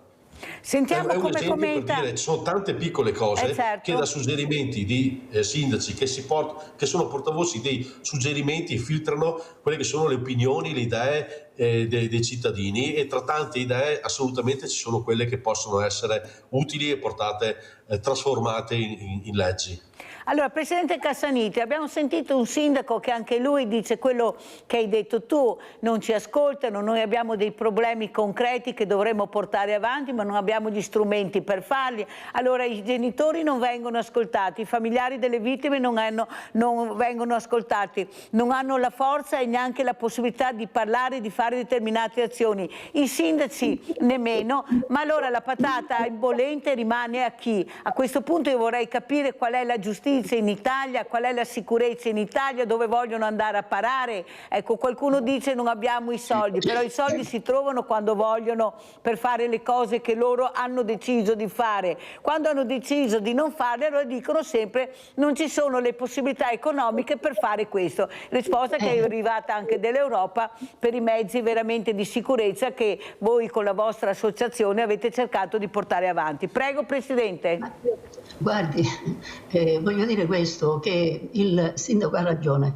Noi abbiamo detto che ci deve essere un coordinamento tra centro e periferia. Non capisco come mai un Ministero delle infrastrutture eccetera, anziché dire, perché non mi è piaciuto questo fatto che ha detto Salvini, allorquando c'è stato il problema degli autovelox, io mi sono posto il problema, ma poteva Salvini dire che gli autovelox non erano omologati e che quindi dovevano essere incriminati i sindaci che li utilizzavano?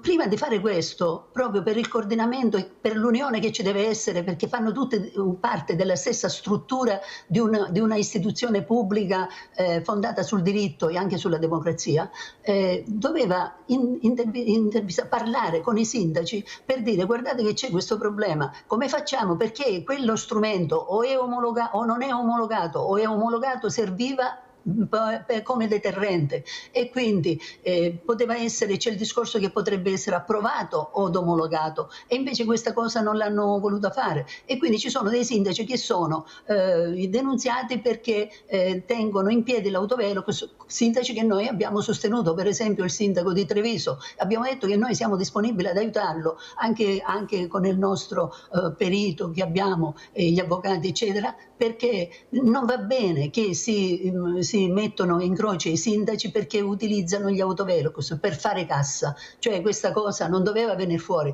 Lui doveva chiamare il sindaco e dire vedete che c'è questo, a noi risulta che questo strumento è fatto per fare cassa, cioè le cose si discutono come si fa in una famiglia, altrimenti la famiglia si scassa, si sfascia, così come allora vengono in piedi l'Altvelox che denunziano, cioè questi avvocati che gestiscono questi processi contro il giudice di pace, con il giudice di pace, perché devono essere restituiti i soldi del pagamento delle sanzioni e così via. Cioè è tutta una cosa che non va bene, questo tipo di gestione, crea lo scompiglio, l'anarchia nell'ambito della gestione sociale, e quindi ci sono dei comportamenti che non vanno. Ora per esempio c'è il sindaco, c'era il sindaco di San Donato del Piave, anche Alberto Teso, che sta lasciando il funzionamento degli autovelox. Così come diceva il sindaco di Treviso, io preferisco garantire le persone anziché questa esigenza di togliere l'autovelox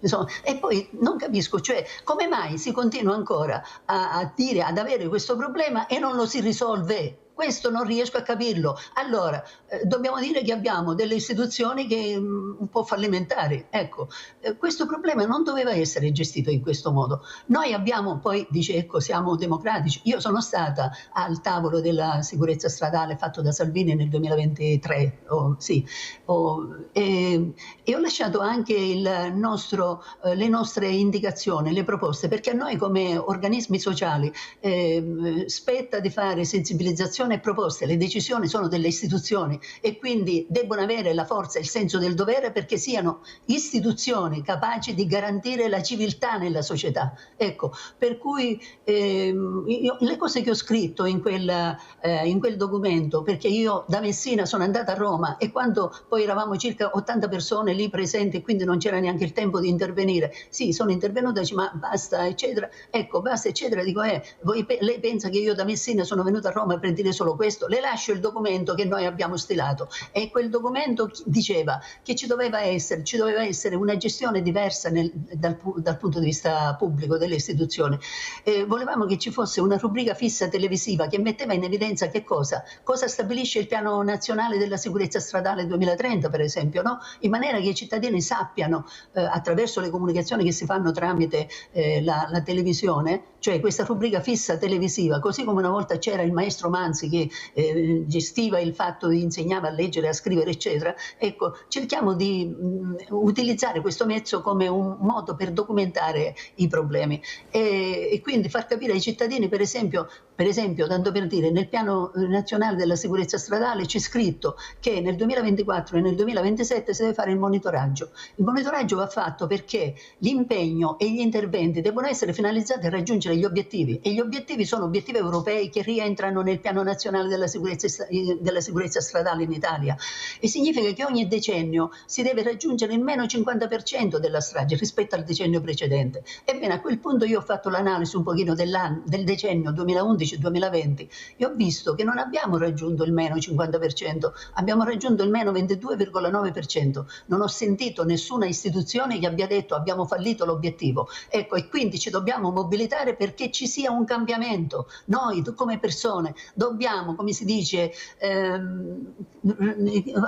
attuare il destino che abbiamo noi. Noi siamo persone che scegliamo, che abbiamo questa forza potente della libertà, cioè la libertà è scelta e noi possiamo scegliere per il bene e per il male. Come dico tante volte, ho parlato anche con te di questo, per il bene o per il male, per la verità o per la menzogna, per la solidarietà o per l'egoismo. E purtroppo io vedo che non c'è un cambiamento, ci deve essere un cambiamento di mentalità e di cultura legato al fatto che dobbiamo capire cosa siamo noi e cosa ci stiamo a fare in questo mondo, e nell'ambito delle responsabilità di lavoro che noi abbiamo ci dobbiamo chiedere se stiamo facendo il massimo oppure no. Io penso che le istituzioni debbono fare ancora molto di più. Per esempio c'era il discorso, diciamo, dell'autovelox. Avevo scritto in quel comunicato, in quella comunicazione che ho lasciato, che l'autovelox non deve essere preavvisato 1 chilometro prima, 700 metri prima e così via, perché è come se si dicesse al cittadino: guarda che c'è l'autovelox, rallenta, poi dopo puoi correre. Quindi non si dà una comunicazione giusta. Casomai all'ingresso di una città, di un paese, eccetera, ci dovrebbe essere scritto: strade provviste del controllo elettronico della velocità. Il cittadino si deve sentire controllato sempre, perché è vero che pensa che possa fare tutto quello che vuole. La libertà non è poter fare tutto quello che uno vuole. La libertà è scelta, è senso del limite, perché io devo garantire che cosa? I valori. Il valore mio è il valore anche degli altri, della vita degli altri, e quindi ciò che si trova poi nel codice della strada non è una cosa che è scritta perché piace a qualcuno. Ciò che è scritto, cioè le leggi, dovrebbero corrispondere al bisogno di essere al servizio. Grazie Presidente, io penso che abbiate capito perché la Giuseppina Cassaniti è Presidente da tanti anni, avete sentito come si batte, avete sentito la preparazione che ha, lei è molto competente, molto preparata. Allora, prima di sentire il commento del Sindaco, andiamo a vedere, oltre alla sicurezza della strada, la sicurezza in casa. Guardate cos'è successo veramente a Spresiano, veramente una cosa incredibile, questi ladri con la mannaia. Andiamo a vedere, con le mannaie. Quello che mi spaventa, che mi fa proprio paura, è questo senso di insicurezza, no?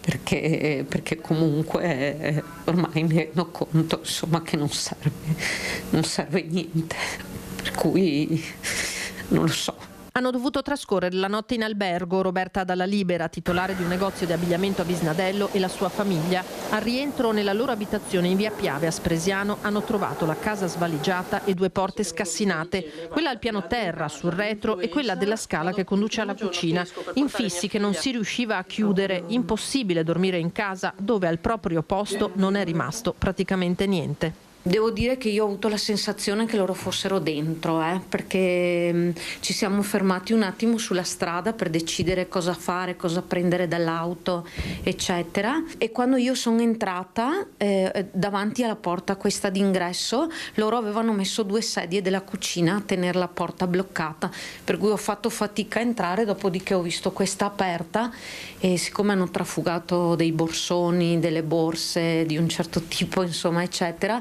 credo che abbiano buttato fuori dalla finestra questa roba, o comunque sono usciti da dietro e poi non so dove. Non abbiamo trovato, abbiamo visto un po' di movimenti, di tracce, di attrezzi, hanno preso dei pezzi di legno, ma la mannaia non era nostra, era loro, insomma. E la seconda invece era quella che tenevamo sulla legna per tagliare la legna, quindi ne hanno usufruito di entrambe. I ladri si sono dunque fatti largo con un'accetta che avevano con sé e una mannaia presa dalla legnaia. Non è il primo furto, racconta Roberta, ma questa volta il bilancio è pesantissimo. Ma hanno portato via tutto quello che c'era da portare via, quindi oro, orologi, c'erano delle borse importanti, insomma hanno portato via 2 borsoni da viaggio, 3-4 borse, una fede di diamanti, braccialetti, anelli, tutto quello che c'era, gli orologi dei miei genitori. Già sono stati 2 anni fa, insomma, però 2 anni fa avevano avuto meno fortuna. Questa volta non c'è. In passato era stato manomesso anche il cancello, circostanza che era stata fatta presente ai carabinieri. E adesso è successa questa cosa, insomma. Quindi mi preoccupo anche perché io ho una sorella, insomma, fragile. Non c'era a casa nessuno comunque? Per fortuna non c'era a casa nessuno, siamo solo rientrati tutti insieme, quindi anche lei insomma ha visto, è molto preoccupata. Sull'episodio indagano i militari della stazione di Spresiano. L'accetta è stata posta sotto sequestro per ulteriori accertamenti e al vaglio ci sono le telecamere di sorveglianza delle abitazioni vicine. Allora, sindaco Fregonese, non le sembra che forse la politica nel 2026 doveva prendere posizione? Perché, come ripeto tante mattine, prima la colpa ci dava la sinistra, centrosinistra, sono buonisti, non agiscono, ci vorrebbe il pugno di ferro. Adesso c'è una destra che governa, però qui c'è un problema di sicurezza enorme, non solo sulle strade.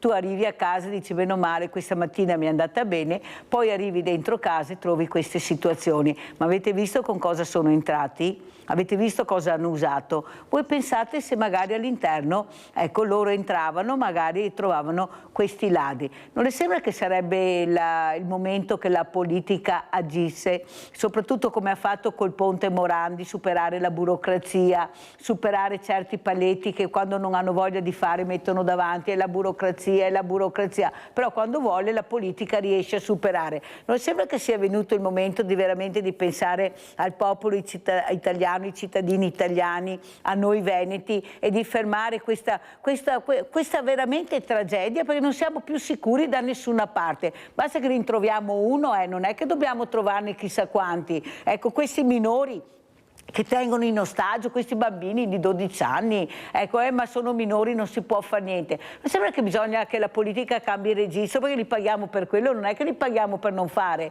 li paghiamo per fare il bene della comunità e del paese. Prego, sindaco. Sì, assolutamente sì, condivido. Devo dire che il fenomeno, parlando dei furti in abitazione o nei negozi, fino a qualche anno fa erano furti stagionali, quelli diciamo sotto le feste di Natale. E in realtà adesso non hanno più stagione, avvengono sempre, in qualsiasi momento dell'anno e della giornata, e ovunque. Sì, non risparmiano nessun comune. Quindi se una volta pensavamo di poter vivere in zone più sicure rispetto ad altre, rispetto magari ad alcune città dove i fenomeni di furti erano ormai consolidati, qua adesso nessuno si può sentire più sicuro. Assolutamente bisogna intervenire per aumentare la sicurezza sia all'interno delle proprie case che nei contesti pubblici e urbani. È una questione proprio all'ordine del giorno. Prima facevo un piccolo esempio di una delle criticità che emergono: non poter utilizzare, o meglio, poter utilizzare le registrazioni delle telecamere dei servizi di sorveglianza pubblici, ma anche privati, ma solo come prove per un processo eventuale futuro, ma non come motivo di arresto equiparabile alla flagranza di reato. È chiaro che se si potessero arrestare immediatamente gli autori di questi furti, ma sicuramente un effetto benefico nella riduzione del fenomeno ci sarebbe, perché da un lato vuol dire, chi commette furto non lo fa sporadicamente, ma lo fa ripetutamente, cioè diciamo, vive di illeciti, quindi continua sicuramente a farlo, quindi ogni persona che viene arrestata è sicuramente una persona in meno che delinque per le strade e nelle case. E poi anche per effetto di deterrenza, perché quando c'è, lo diciamo sempre ed è una verità assoluta, la certezza della pena, la severità della pena è la prima forma di deterrenza dei reati, compresi i reati stradali. E questa sensazione non c'è più, questo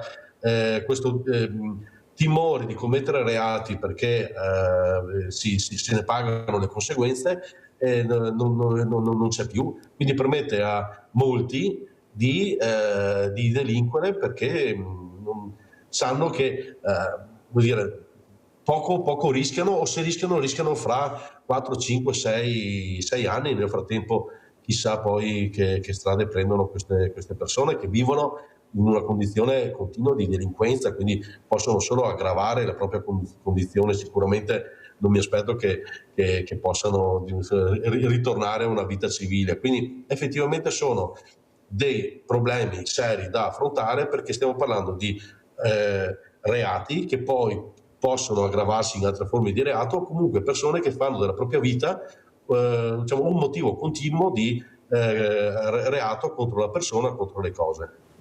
Allora ringrazio Livio. Livio, sei riuscito a inserirti, mi fa piacere, hai capito l'importanza anche di sentire la vostra voce. Vai Livio. Mirella, ciao e un saluto a tutti i tuoi ospiti. Torno alla tragedia di Marcinelle. Se l'edificio, se il soffitto fosse stato di cemento, non avrebbe preso fuoco, non sarebbe successo quello che è successo. Non era previsto che quel materiale era altamente infiammabile. Ecco, io vorrei sapere questo, grazie. Ecco, sentiamo ancora il sindaco naturalmente, perché è una cosa che lo riguarda veramente, questi controlli anche sui materiali, come c'è all'interno. Stiamo parlando di un luogo frequentatissimo dai ragazzi, ma come si fa a non fare i controlli su questi locali veramente che sono a rischio perché frequentati da giovanissimi? Io penso che veramente l'alcol girava a nastro, non c'è niente da fare, le abbiamo viste, non c'è inutile che ce la raccontino. Ecco, sindaco, forse bisogna anche qua cercare di fare prevenzione, perché anche qua dell'alcol non è che ne possiamo fare a meno. Lei vive a Valdobbiadene, perciò sappiamo di cosa parliamo e cosa bevono questi ragazzi, questi bambini che iniziano a bere 10-11 anni questo spritz che va tanto di moda, per non parlare poi questi cocktail, queste misceli che loro fanno, e guardate che io li vedo, guardate, tremendi. Prego sindaco. Beh, come detto all'inizio, è evidente che nella tragedia accaduta in Svizzera niente ha funzionato, niente. Sicuramente se il soffitto fosse stato in cemento non avrebbe avuto quella problematica di innesco e di rapida diffusione dell'incendio. Ma aggiungo anche la stessa altezza, guardate le immagini, bravo il nostro regista Andrea Basso. Non so quali siano le leggi in Svizzera, ma in Italia mi pare un'altezza troppo bassa di un soffitto per un pubblico esercizio italiano, per un locale in Italia che deve essere superiore ai 3 metri. Quel materiale fono sorbente è stato installato perché evidentemente, suppongo, era una esigenza sentita dal gestore del locale, che non sentiva tanto l'esigenza della sicurezza, ma quanto l'esigenza di insonorizzare un edificio all'interno per non avere le lamentele dall'esterno da parte del vicinato. Se basiamo i nostri comportamenti su una percezione che noi abbiamo incurante e ignorante delle normative, è chiaro che qualsiasi cosa che facciamo può arrecare un danno. Nel caso specifico sicuramente quel materiale non poteva essere installato in quel modo, in quel locale. Poi non sono... si è sentito parlare della mancanza o la presenza forse di un solo estintore. In realtà un locale del genere non ha bisogno di un solo estintore. L'estintore serve per bloccare nell'immediatezza un principio di incendio, ma non per spegnere un incendio. Un locale ha bisogno degli splitter, di un sistema di di spruzzo di schiumogeni o acqua per sedare un incendio. E se ci fosse stato un sistema a splitter, sicuramente sarebbe partito con la prima fiamma accesa, e che quindi avrebbe fatto anche finire la festa, ovviamente si sarebbe tutto risolto. Quindi quando si parla di sicurezza a livello normativo dobbiamo renderci conto che le azioni e gli interventi che vengono prescritti per garantire la sicurezza sono sempre ridondanti, cioè vanno sempre, come dire, quasi in eccesso di sicurezza, perché deve garantire, nel caso in cui un episodio di un incendio come in questo caso avvenga, ci deve essere non solo un sistema di rallentamento e blocco dell'innesco dell'incendio, ma più sistemi che possano agire nel caso in cui uno funzioni poco o male. Quindi assolutamente qua non ce n'era uno e non ha funzionato niente nello specifico. Molto chiaro e la ringrazio. Sindaco, avete capito l'importanza della prevenzione che sta spiegando il Sindaco. Quello che volevo chiedere alla Presidente Cassaniti, prima si parlava di autovelox, io ho avuto ospite una mamma che ha perso anche lei un figlio purtroppo, mamma Uti, in un incidente stradale. Lei è tedesca e ha detto una cosa importante, Presidente. Ha detto: io quando vado in Germania non ho il problema, perché intanto gli autovelox non si vedono, sono nascosti, noi sappiamo benissimo come dobbiamo comportarci e soprattutto poi quando arrivo in Italia trovo il disastro. Ecco, se noi in Germania superiamo la velocità, arriva la sanzione a casa, si paga, però non vediamo anche nel rispetto del codice della strada quello che vedo in Italia. E allora, come spiegava la Presidente Cassaniti, c'è qualcosa che non torna. Allora all'estero addirittura nascosti non si vedono ma ti beccano, qui guai ad alzare il minimo voce naturalmente da parte dei sindaci che hanno avuto un'altra patata bollente in mano di questi autovelox non omologati. Ma allora prima li mettono, poi si accorgono che non sono omologati, cioè in Italia c'è qualcosa che non va, cioè non riesco a capire, prima si autorizza, poi si deve togliere, ma stiamo parlando di amministratori, stiamo parlando di governo, ma no, non c'è una confusione terribile anche in politica, Presidente? È proprio questo. Mi rendo conto che noi abbiamo gli strumenti dal punto di vista teorico, cioè il Piano Nazionale della Sicurezza Stradale, il PUMS, il Piano Urbano della Mobilità Sostenibile, eccetera, quindi tanti interventi li potrebbero fare. Poi ci sono state anche delle somme date per quanto riguarda la gestione della sicurezza nel territorio. Alcune cose sono state fatte, anche a Messina hanno fatto per esempio la zona 30 oppure il centro città soltanto pedonale, cioè hanno fatto delle cose, però il problema è non fare delle cose, avere una visione generale e complessa della realtà complessa della prevenzione.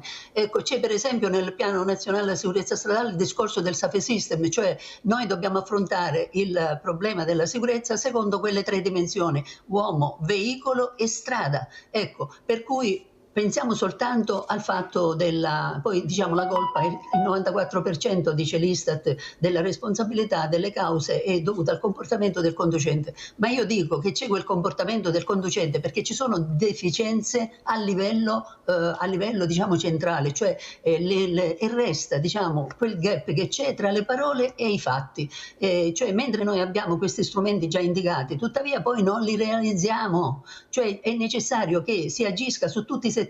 Per esempio il discorso anche che è successo in Svizzera, e meno male che è successo in Svizzera e non in Italia, perché la Svizzera è precisa eccetera e poi insomma i difetti ci sono dovunque.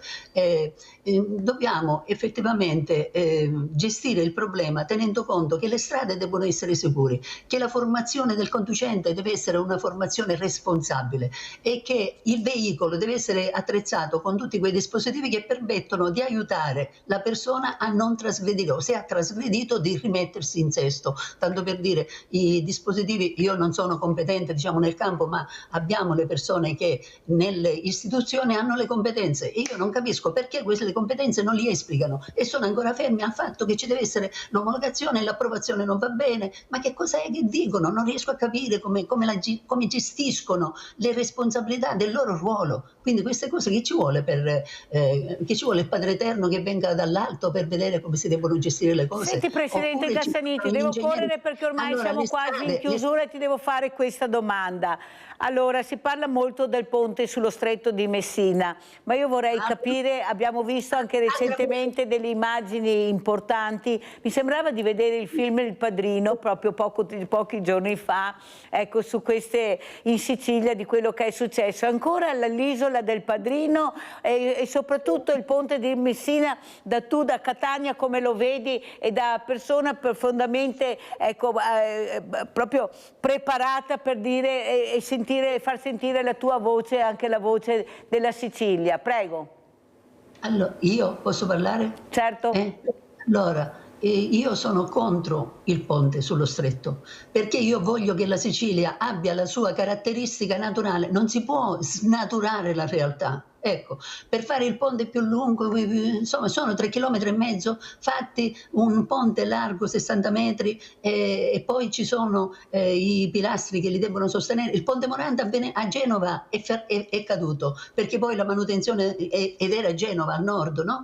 Ecco, la manutenzione non c'è stata, quindi la responsabilità dei gestori dell'autostrada.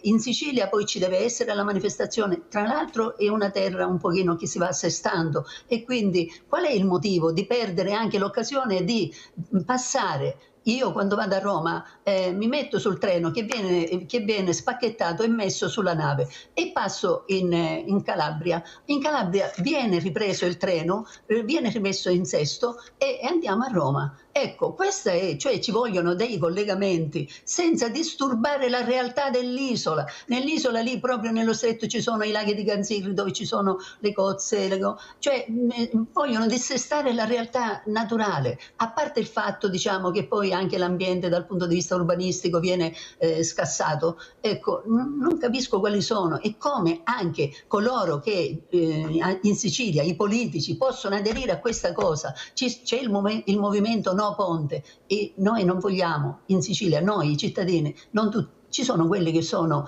non lo so, perché il ponte sarà un'occasione di guadagno, ma io quando penso a questo, insomma, penso che per costruire il ponte chissà quante persone moriranno, anche se è fatto tutta d'incastro la struttura del ponte, cioè la pavimentazione è fatta d'incastro, e quante persone moriranno e poi in quali dissesti avrà la Sicilia per fare che cosa? Per fare che cosa, dico io? Per fare un attraversamento più veloce, non lo so che cosa, che poi tra l'altro non si può partire da Messina, si deve partire dalla zona nord, eccetera. Quindi io penso che le persone continueranno a prendere la nave per passare in Calabria insomma per me è uno scandalo. Ecco, e quindi non capisco come Salvini, insomma, certamente lo vogliono fare il ponte, lo vogliono fare dissestando così come si sta facendo, dissestando la natura, ma lasciatela stare la Sicilia, ha la sua storia, ha le sue ricchezze artistiche, tutto quello, ha tante cose importanti la Sicilia e voi volete snaturare la sua natura, è un'isola, per raggiungere che cosa? Che passiamo con il ponte, arriviamo in Africa? No, passiamo da Messina a Reggio Calabria, ecco, con il ponte. Sentiamo il sindaco Fregonese come commenta queste parole di questa donna, ha sentito con quanta convenzione sta esprimendo il proprio parere, ma di persona che vive l'isola, prego. Sì, beh, mi complimento ancora con la professoressa per quello che fa all'interno dell'associazione, si sente insomma sia la competenza con la quale affronta i temi sulla sicurezza stradale che la forza d'animo. Abbiamo assolutamente bisogno di persone come la professoressa Cassaniti che possano anche confrontarsi con le istituzioni a vari livelli, quindi per me è stata una piacevole conoscenza oggi e vi ringrazio per questo. Parlando di ponte, noi sai che qui sul Piave siamo 5 comuni, in realtà siamo più di 5 comuni, tra Valdobbiadene, Vidor, Crocetta del Montello, Pederobba e Cornuda, che da anni stiamo portando avanti l'impegno per la progettazione e realizzazione di un ulteriore ponte sul fiume Piave tra Vidor e Crocetta. Insomma, io auspico che col 2026 la progettazione si porti a termine, di modo che si possano poi trovare le risorse per realizzare questa infrastruttura, che per noi è cruciale, perché il traffico che attraversa, soprattutto traffico pesante che attraversa i centri abitati, ormai è diventato insostenibile, oltre che è una questione proprio di sicurezza. Sindaco, la fermo un secondo, perché sennò mi cade la telefonata. Abbiamo Lino da Mantova, meglio prendere il centralino stamattina. Vai Lino. Grazie, buongiorno signora Mirella e a tutti i suoi ospiti. Buongiorno. Buongiorno a lei. Io sono contrario a quello che ha detto la signora siciliana, lei la vede così. Io sono stato 20 giorni in Sicilia, a Messina, ho parlato con tante persone, tutti sono stati favorevoli al ponte, per un po' di progresso hanno detto, perché tra la ferrovia e così via, se no qui rimaniamo sempre indietro, le ferrovie sono indietro. È una buona cosa, tutti, 100 persone sa, che ho parlato, c'è più di 100 persone, e in 15 giorni che sono stato lì, e tutti erano favorevoli, la signora è contraria. Dopo dico un'altra cosa, se permette, poi la lascio. Per Trump fa le cose giuste, è un uomo che vuole la pace nel mondo, tenetevi a mente, questo è il mio parere, mi scusi. Senz'altro, non è un approfittatore come qualcun altro, questo è un uomo di pace. Grazie e vi voglio lasciare e complimenti ancora alla signora Mirella. Grazie Carolino, grazie. Beh, tutti no, 100 persone non sono la Sicilia, come ha detto abbiamo i favorevoli e i contrari, però è come la politica, Lino, stai attento quando dice noi siamo stati eletti, no, quelli che hanno votato, poi ci sono quelli che non hanno votato, quelli che hanno votato altre cose, non è vero che i veneti sono stati votati dai veneti, ognuno ha preso quei voti che ha preso, però noi siamo sempre quelli che facciamo, diciamo, tutti quanti i veneti, tutti quanti i siciliani, poi come giustamente ha spiegato Lino, invece sono 100 quelli che ha sentito lui. Allora, Presidente Cassaniti, come ti saluti? Come vi saluto? Sì. Allora, sempre con quella consapevolezza di capire che cosa siamo e cosa ci stiamo a fare in questo mondo. Per cui, tanto per dire, allora ti dico che, per esempio, ho anche detto allora quando c'è stata la riunione con Salvini e così via, e nel documento ho messo che la patente non è un diritto naturale, è un diritto acquisito e che si deve perdere se quella patente serve per una mobilità che uccide. Allora i punti della patente vanno bene, ma quando si tolgono quei punti, non 10 in una volta, dobbiamo avere una visione, diciamo, educativa nella gestione delle sanzioni. Allora togliamo 3 punti, 4 punti, ma deve avere il cittadino la consapevolezza che quei punti non li riacquisterà più.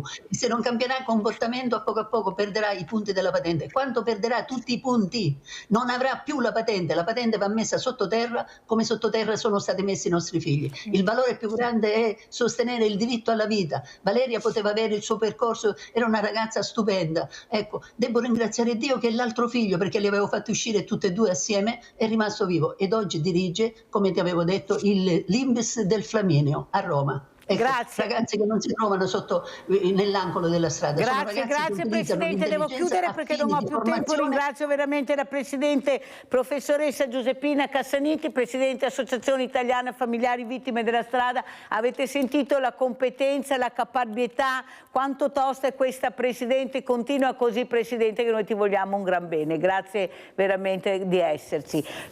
Sindaco Fregonese, come ti saluta, con quale parole, con quale esempio? Ma vi saluto, intanto augurando sicuramente un 2026 insomma, positivo e costruttivo, con una riflessione. Viviamo in Italia in una grande democrazia, una delle più importanti, più storiche e consolidate democrazie. La democrazia però va inseguita, costruita quotidianamente, e lo si fa sempre e solo attraverso il confronto di anche idee diverse. L'importante è che ci siano le competenze nel confronto e soprattutto che nel garantire la libertà a ciascuno, ci sia, come è emerso dal confronto di questa mattina, comunque sempre la consapevolezza di quali sono i fini e gli obiettivi primari che sono sanciti dalla nostra Costituzione. Sicuramente la tutela della vita e della salute e della sicurezza delle persone. Poi tutto il resto ne possiamo discutere, ne dobbiamo assolutamente discutere, possiamo avere idee diverse, ma assolutamente tutto quello che viene fatto deve perseguire la vita e la democrazia di noi, delle nostre famiglie e dei nostri giovani. Grazie veramente, grazie al sindaco di Valdobbiadene Luciano Fregonesi di essere stato con noi, grazie anche a lei sindaco, e veramente speriamo di aprire un 2026 nella positività e nell'ottimismo, anche se dobbiamo essere molto cauti nell'usare queste parole. Vedremo cosa la politica ci riserverà. Pubblicità.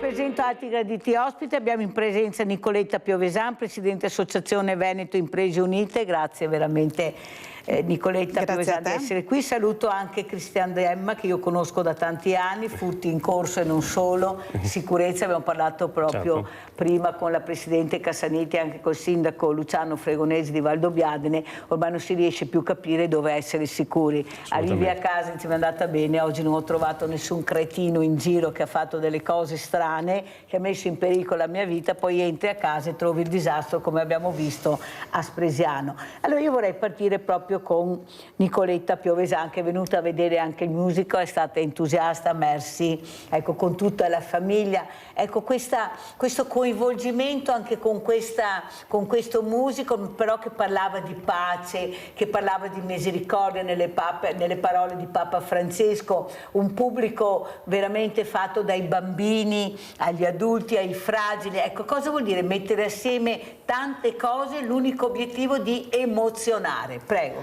Allora, diciamo che lo spettacolo fantastico, direi che è il termine più corretto, coinvolgente e arriva al punto. L'arrivare al punto non è facile, non è scontato e non è per tutti. Lascia un forte messaggio, il messaggio comunque principale è quello che se uniti, se riusciamo a vedere con una visione diversa di quello che è l'ordinarietà, perché comunque Merci è una tematica particolare, impegnativa sicuramente, messa giù in una maniera come è stata fatta, così frizzante, così concreta, così bella, semplice anche se vogliamo, anche se sono stati tutti straordinari, hanno delle capacità incredibili da chi canta, chi recita, chi balla, alla coreografia della ragazza appesa a questo gancio che forse è il messaggio più importante. Il gancio c'è, prima o dopo vi serve, agganciatevi, il gancio regge, no? Diceva il sindaco che era preoccupato che non reggesse questo gancio. L'ho vista in maniera ironica perché sicuramente la sua è stata una battuta, ma era proprio un messaggio forte. Il gancio c'è, esiste e regge sempre. Però il sindaco Fabio Chiesa, il sindaco di Conegliano, che ringrazio per aver messo a disposizione il teatro di Naorsi, non cosa facile, abbiamo fatto tutto dal 15 di dicembre al 5 di gennaio, perciò capite che tempi abbiamo avuto per organizzare il tutto. Ha detto una cosa importante, ecco, noi sindaci abbiamo tanti contenitori, il problema è che non abbiamo il contenuto. Ecco, il contenuto è fatto anche dai commercianti che rivitalizzano le città, che cercano veramente di dare dei contributi molto importanti, però poi si scontrano quasi sempre, io ne so qualcosa, con la realtà delle amministrazioni, devi confrontarti, devono accettare anche questo dialogo che forse a volte manca, perché abbiamo sempre il re, la regina e i principini delle associazioni. Allora se tu non sei re, non sei regina, non sei principino, anche non ti ascolto, vai dalla tua parte, non mi interessano i tuoi numeri, i numeri li trovo anch'io e li trovo con re, la regina e i principini. Siamo arrivati a questo? Prego Piovesan. Purtroppo sì, siamo arrivati a questo, ma è stato un percorso cosciente, sapevamo che alla fine poteva esserci questo risvolto, quindi siamo eravamo e siamo ancora preparati ad affrontare qualsiasi evento che succeda, perché noi non facciamo politica, facciamo commercio, ma vorrei invitare a chi fa politica di fare un po' di commercio per capire le necessità, per intervenire in maniera concreta. Non sono i numeri, non sono i mi piace, non sono i like, non sono le foto che dopo vengono pubblicate nei social a rendere una persona importante o di valore. Io vado sempre sul concreto, quindi se una persona ha concretezza di quello che fa.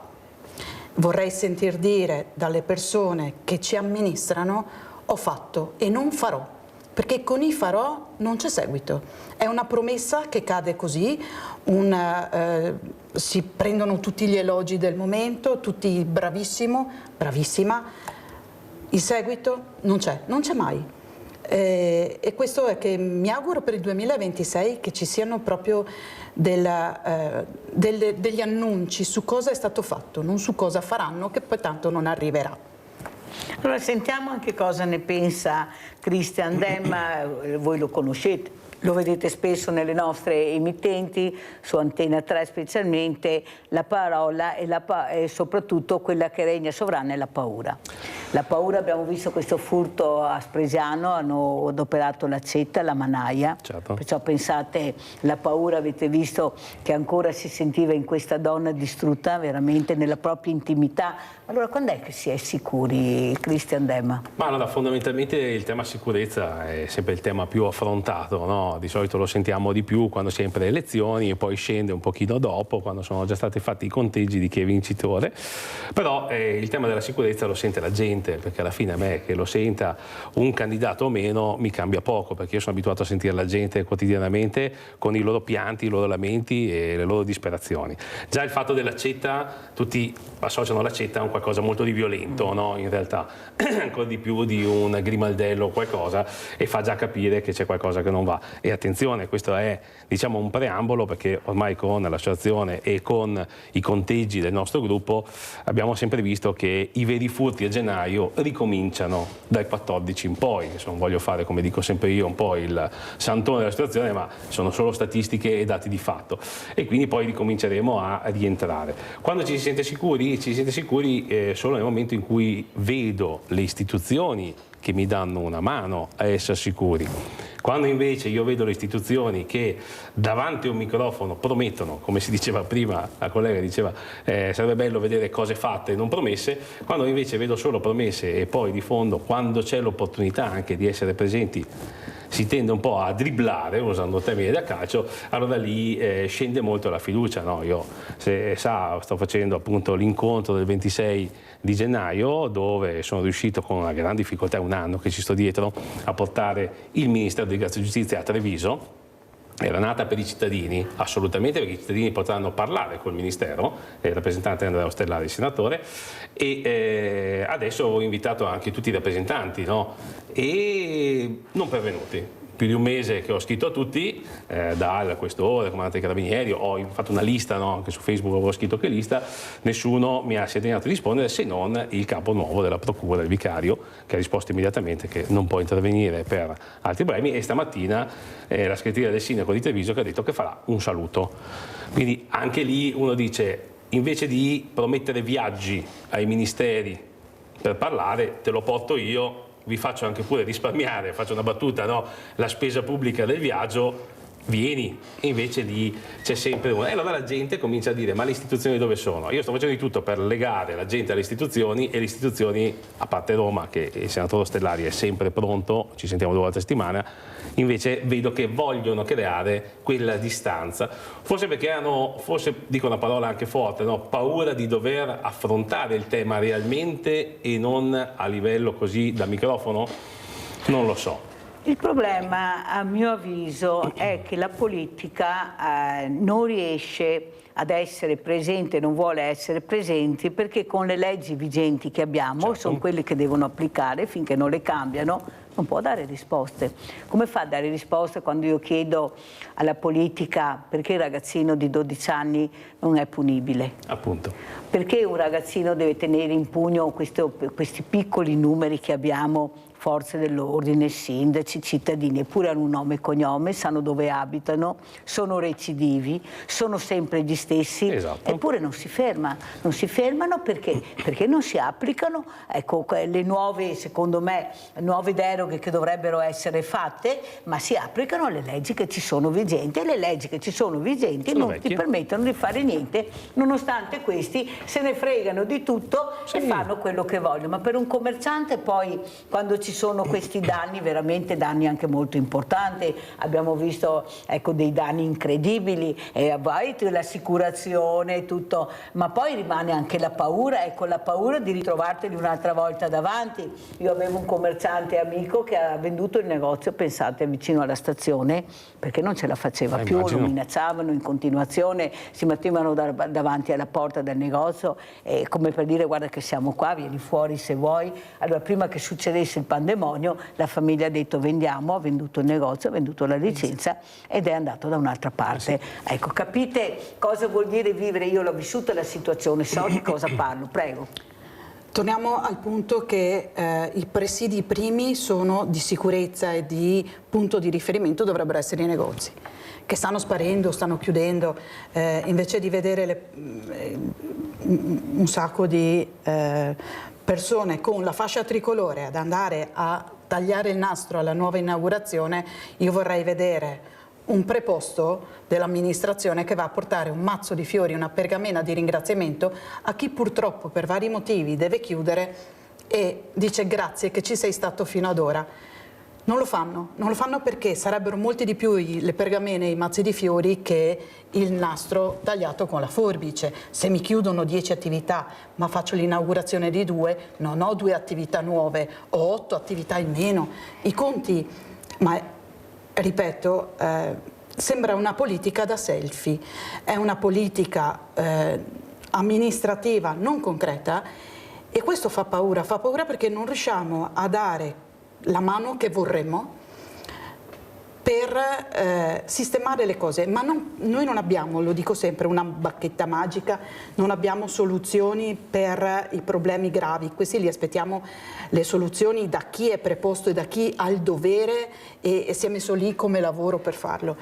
Però diciamo, se noi ci siamo, perché non veniamo ascoltati? Perché non veniamo invitati ai tavoli Allora, guardate preposti? che abbiamo questa mattina Andrea De Bernardin, segretario della Lega Belluno. Finalmente è tanto che non ci sentiamo. De Bernardin mi fa sempre piacere, è una persona nel pezzo, lo dico, a Mirella piace molto perché come Mirella quello che dobbiamo dire lo diciamo indipendentemente se siamo d'accordo o non d'accordo, però la situazione è veramente grave, segretario. Ecco, questa popolazione, ecco, in mano a dei teppistelli che veramente se ne infischiano di tutto, ecco, questi cittadini che si permettono di fare quando escono al mattino quello che vogliono, tanto qual è il problema?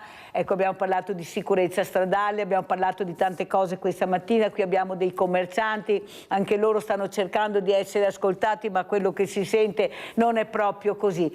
De Bernardin, ecco, lei è segretario di un partito importante, un partito al governo, un partito che anche alle ultime elezioni ha fatto vedere i numeri che ha, ma perché questi cittadini non vengono ascoltati, questi commercianti? Ecco, le leggi che si applicano sono obsolete, oppure bisogna vedere con quale angolazione il giudice interpreta, ma quella è la legge che ha. Non è che forse nel 2026 la politica dovrebbe usare un po' più il pugno di ferro e vedere veramente cosa c'è di urgente da fare nel Paese, che è soprattutto la sicurezza a 360 gradi? Prego, segretario. Innanzitutto buongiorno a tutti, grazie Mirella dell'occasione. L'argomento è quantomeno di grande attualità e non è sicuramente una cosa allegra e piacevole di cui stiamo parlando. Una cosa che mi sento di dire è che da tanti anni ormai, io nella Lega ci sono da più di 30 anni, continuiamo a ripetere sempre lo stesso mantra che la situazione peggiorerà, e adesso siamo arrivati al dunque e la situazione è peggiorata rispetto agli anni, ricordiamo gli anni 90, gli anni 2000, si camminava ancora discretamente tranquilli in tutte le nostre città, anche in quelle grandi. Adesso diventa un problema farlo anche in centri piccoli, in cittadine che sono sempre state molto tranquille. Io ho assistito, ero a Treviso non tanto tempo fa e dopo una certa ora la sensazione che hai è che è meglio che te ne vai da lì, e questo non va sicuramente bene. Io penso che il ragionamento vada fatto un po' prima che il fatto succeda nelle città. Quando l'allora ministro degli interni Matteo Salvini, del quale possiamo dire tutto, possiamo fare tutte le critiche possibili e immaginabili, ma ricordiamo che è stato l'unico ministro che ha provato a fermare quegli sbarchi incontrollati che stanno ancora continuando. Lì è intervenuta la magistratura e credo che questo sia il vero grande problema. Un governo di centrodestra dovrebbe, a sentire la gente, essere più forte.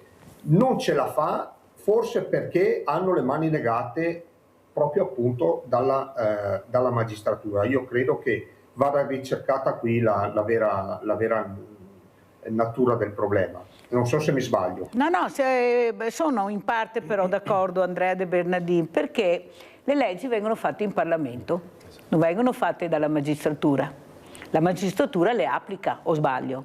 Perciò è il Parlamento che dovrebbe legiferare in maniera diversa e cambiare quello che è sbagliato. Il ponte Morandi è una dimostrazione.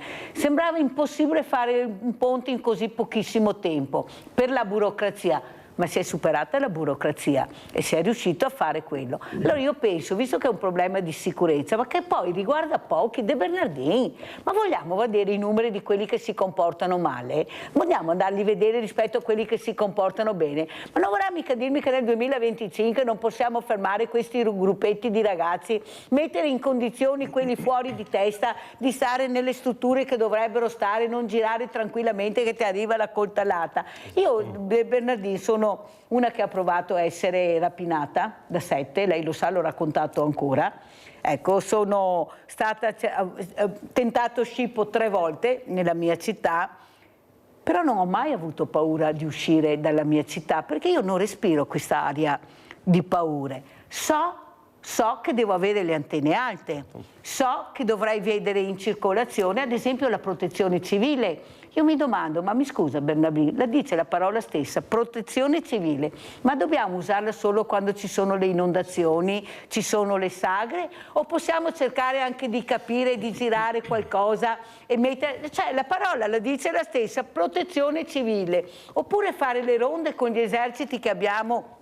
Ne abbiamo pochi, perfetto, è vero, ma quelli che abbiamo li abbiamo, sono anche pagati, possiamo cercare di fare le ronde anche con loro, ma perché deve essere sempre il cittadino che si deve tutelare, che deve investire, sempre passa la patata volente al cittadino, ma allora la politica la paghiamo per far cosa, Bernardin? Lei sa io come la penso, io avrei bisogno di una politica che agisce. Prima si dava la colpa alla sinistra, troppo buonisti, troppo lascia fare, adesso c'è una destra mi sembra, però dopo 3 anni la popolazione, per carità, Meloni si sta muovendo bene, lo dicono gli esperti che io ospiti, qua a livello economico, è inutile che ce la giriamo, bisogna andare in giro nel mondo, in Europa, per portare a casa. Ma in Italia come la mettiamo? Ma in Italia abbiamo i ministri, dovrebbero loro mettere in sicurezza il paese, i sindaci poveretti che hanno delle patate bollenti, lei lo sa, e sono quelli meno pagati, con più responsabilità e non hanno gli strumenti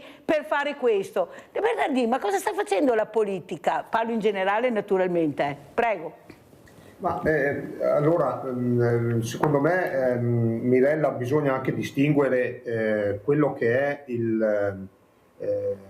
la protezione civile. È vero che la parola potrebbe essere utile anche in questo caso nell'intervenire o comunque nel fare le ronde anche pacifiche, per l'amor di Dio, però non lo trovo tanto giusto, nel senso che è un volontariato che fa già tanto, e io credo che per intervenire sulle risse come quelle che abbiamo visto a Firenze l'altro giorno, dove si tiravano le sedie e i tavolini in mezzo alla gente normale, che se ti trovi lì in mezzo rischiano anche di spaccarti la testa, io credo che lì debba intervenire non tanto la polizia locale ma più che altro l'esercito. In quei casi ormai abbiamo bisogno dell'esercito, non della protezione civile. È ora di finirla di essere buonisti, perché pensare di avere a che fare con dei bambini che hanno avuto un'infanzia difficile, a mio parere è sbagliato. Questi sono dei veri delinquenti, questi ti piantano il coltello nel fegato e poi te lo tieni e te ne vai all'ospedale se hai la fortuna di arrivarci. Quindi a mio parere l'intervento dell'esercito sarebbe quanto mai urgente da fare, però le regole di ingaggio che hanno l'esercito, che hanno i carabinieri, che hanno la polizia, che hanno la Guardia di Finanza, tutte le forze dell'ordine, perché questi devono intervenire, sono sbagliate. Cioè sta diventando che un carabiniere, non sta diventando, è attuale, quanto mai attuale, che un carabiniere non si fida nemmeno alzare un dito contro la persona che si trova di fronte. Si prendono gli sputi, si prendono le randellate. Quando ci sono le manifestazioni dei centri sociali, anche tanto per fare un esempio, dove la grande maggioranza delle persone in piazza sono ormai extracomunitari, chiamiamoli col loro nome, non italiani di seconda generazione, questi sono extracomunitari fino a prova contraria. E vedere che ci sono 30, 40, 60 feriti fra le forze dell'ordine significa che sono le forze dell'ordine che si prendono le botte. Allora o si inizia a ragionare, e dovremmo farlo tutti, che sarebbe ora di intervenire con una certa decisione, oppure è inutile che stiamo qua a parlare, perché io vedo, l'altro giorno c'era una grande scritta: femminicidi, basta femminicidi, ma non con le pene severe, ma con l'educazione. Ho capito. E allora se dobbiamo pensare che quello che commette il femminicidio non si possa perseguire, non si possa mandare all'ergastolo, ma bisogna educarlo, e allora sarà bene che cominciamo ad educarli. Però credo che sia molto tardi. Allora sentiamo Demma come commenta le parole del segretario De Bernardini.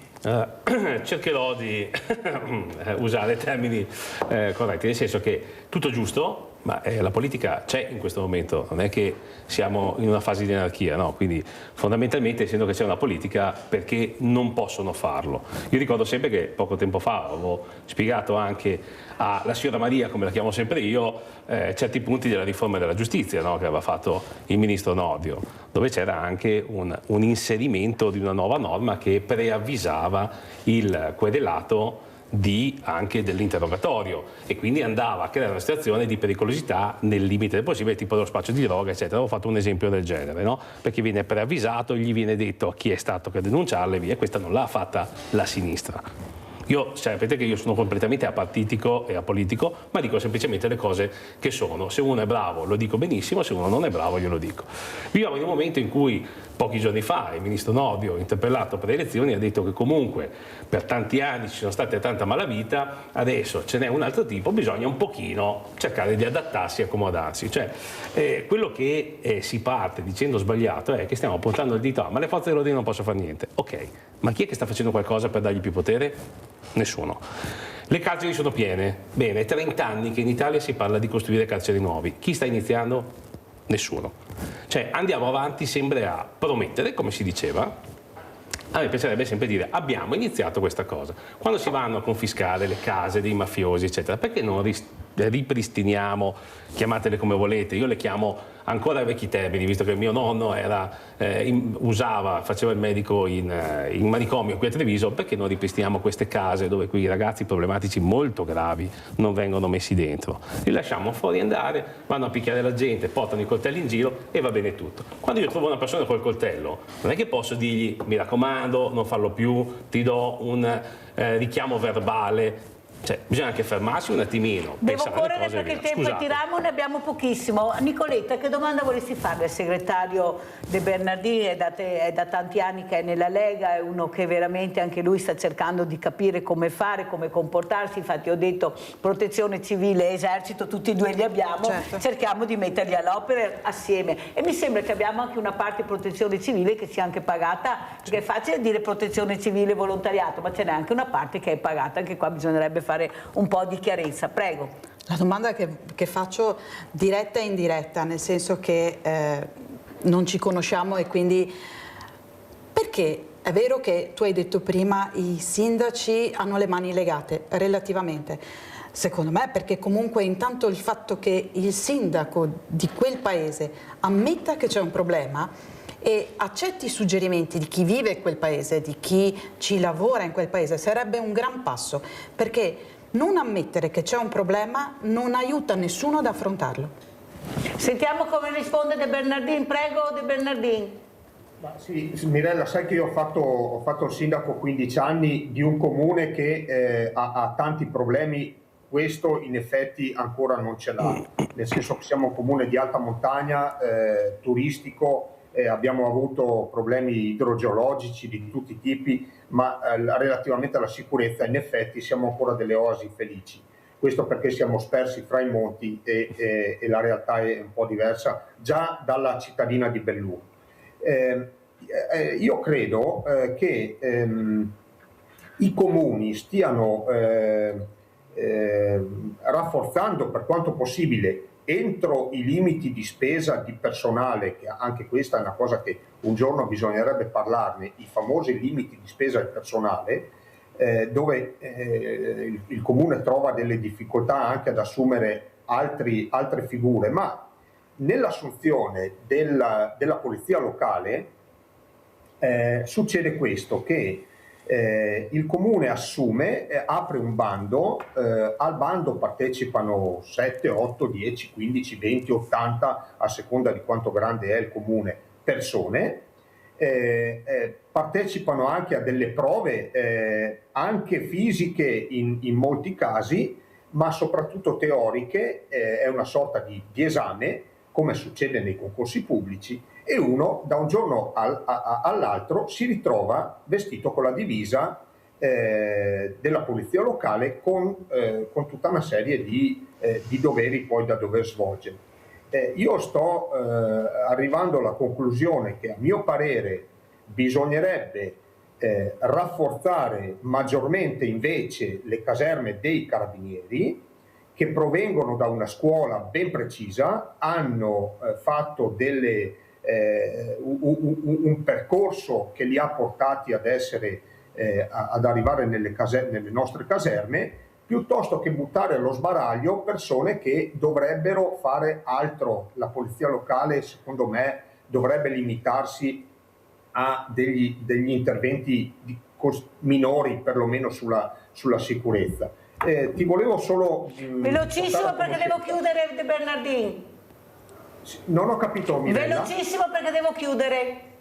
Sì, oggi c'è un articolo sul giornale, non so se il Gazzettino Corriere delle Alpi, che è la tribuna sostanzialmente vostra, dove si dice che il governo ora accelera sul pacchetto sicurezza. La Lega sta spingendo per norme più severe. Non vorrei sempre portare l'acqua al mio mulino, ma non siamo certo quelli più teneri in questo governo. E spero che la gente se ne renda conto. Grazie veramente Andrea De Bernardin, segretario della Lega Belluno, è ancora sindaco, me lo ricordo, ma è segretario della Lega Belluno. Grazie a Nicoletta Piovesan, presidente Associazione Veneto Imprese Unite, grazie a Christian Dem, furti in corso, perciò penso che più di così, ecco, inviteremo ancora, però la voce l'abbiamo sentita questa mattina. Adesso andiamo a vedere l'assegno di Mirella.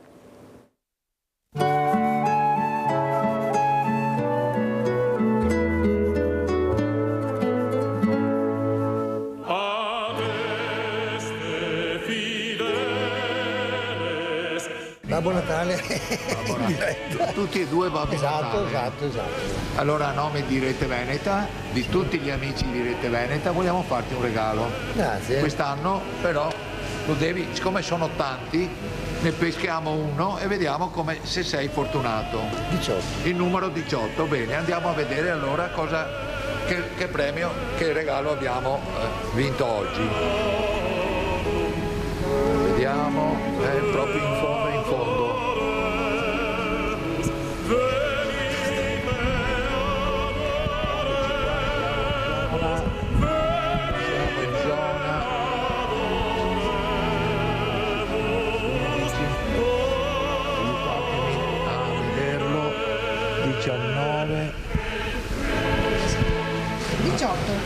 Eccolo qua. Che bello! Un vassoio con servizio da caffè.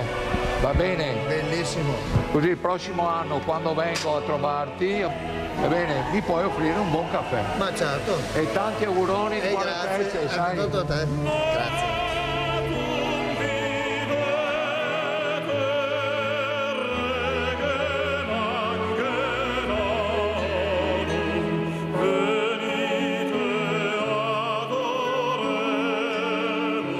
C'è un altro regalo che gli amici di Rete Veneta, gli ascoltatori di Rete Venetas, oggi siamo in grado di farvi un piccolo regalo, un assegno per le vostre necessità, che sappiamo che hai avuto problemi e che ne ho ancora. Sì, certo, ma questo aiuta sempre. Perfetto, grazie. Ecco.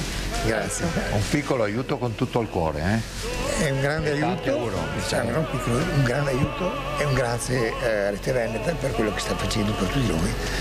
Ecco, tutte le settimane noi siamo presenti con la borsa e vi accogliamo volentieri. Sì. Vi ringrazio tantissimo e grazie a Rete Veneta.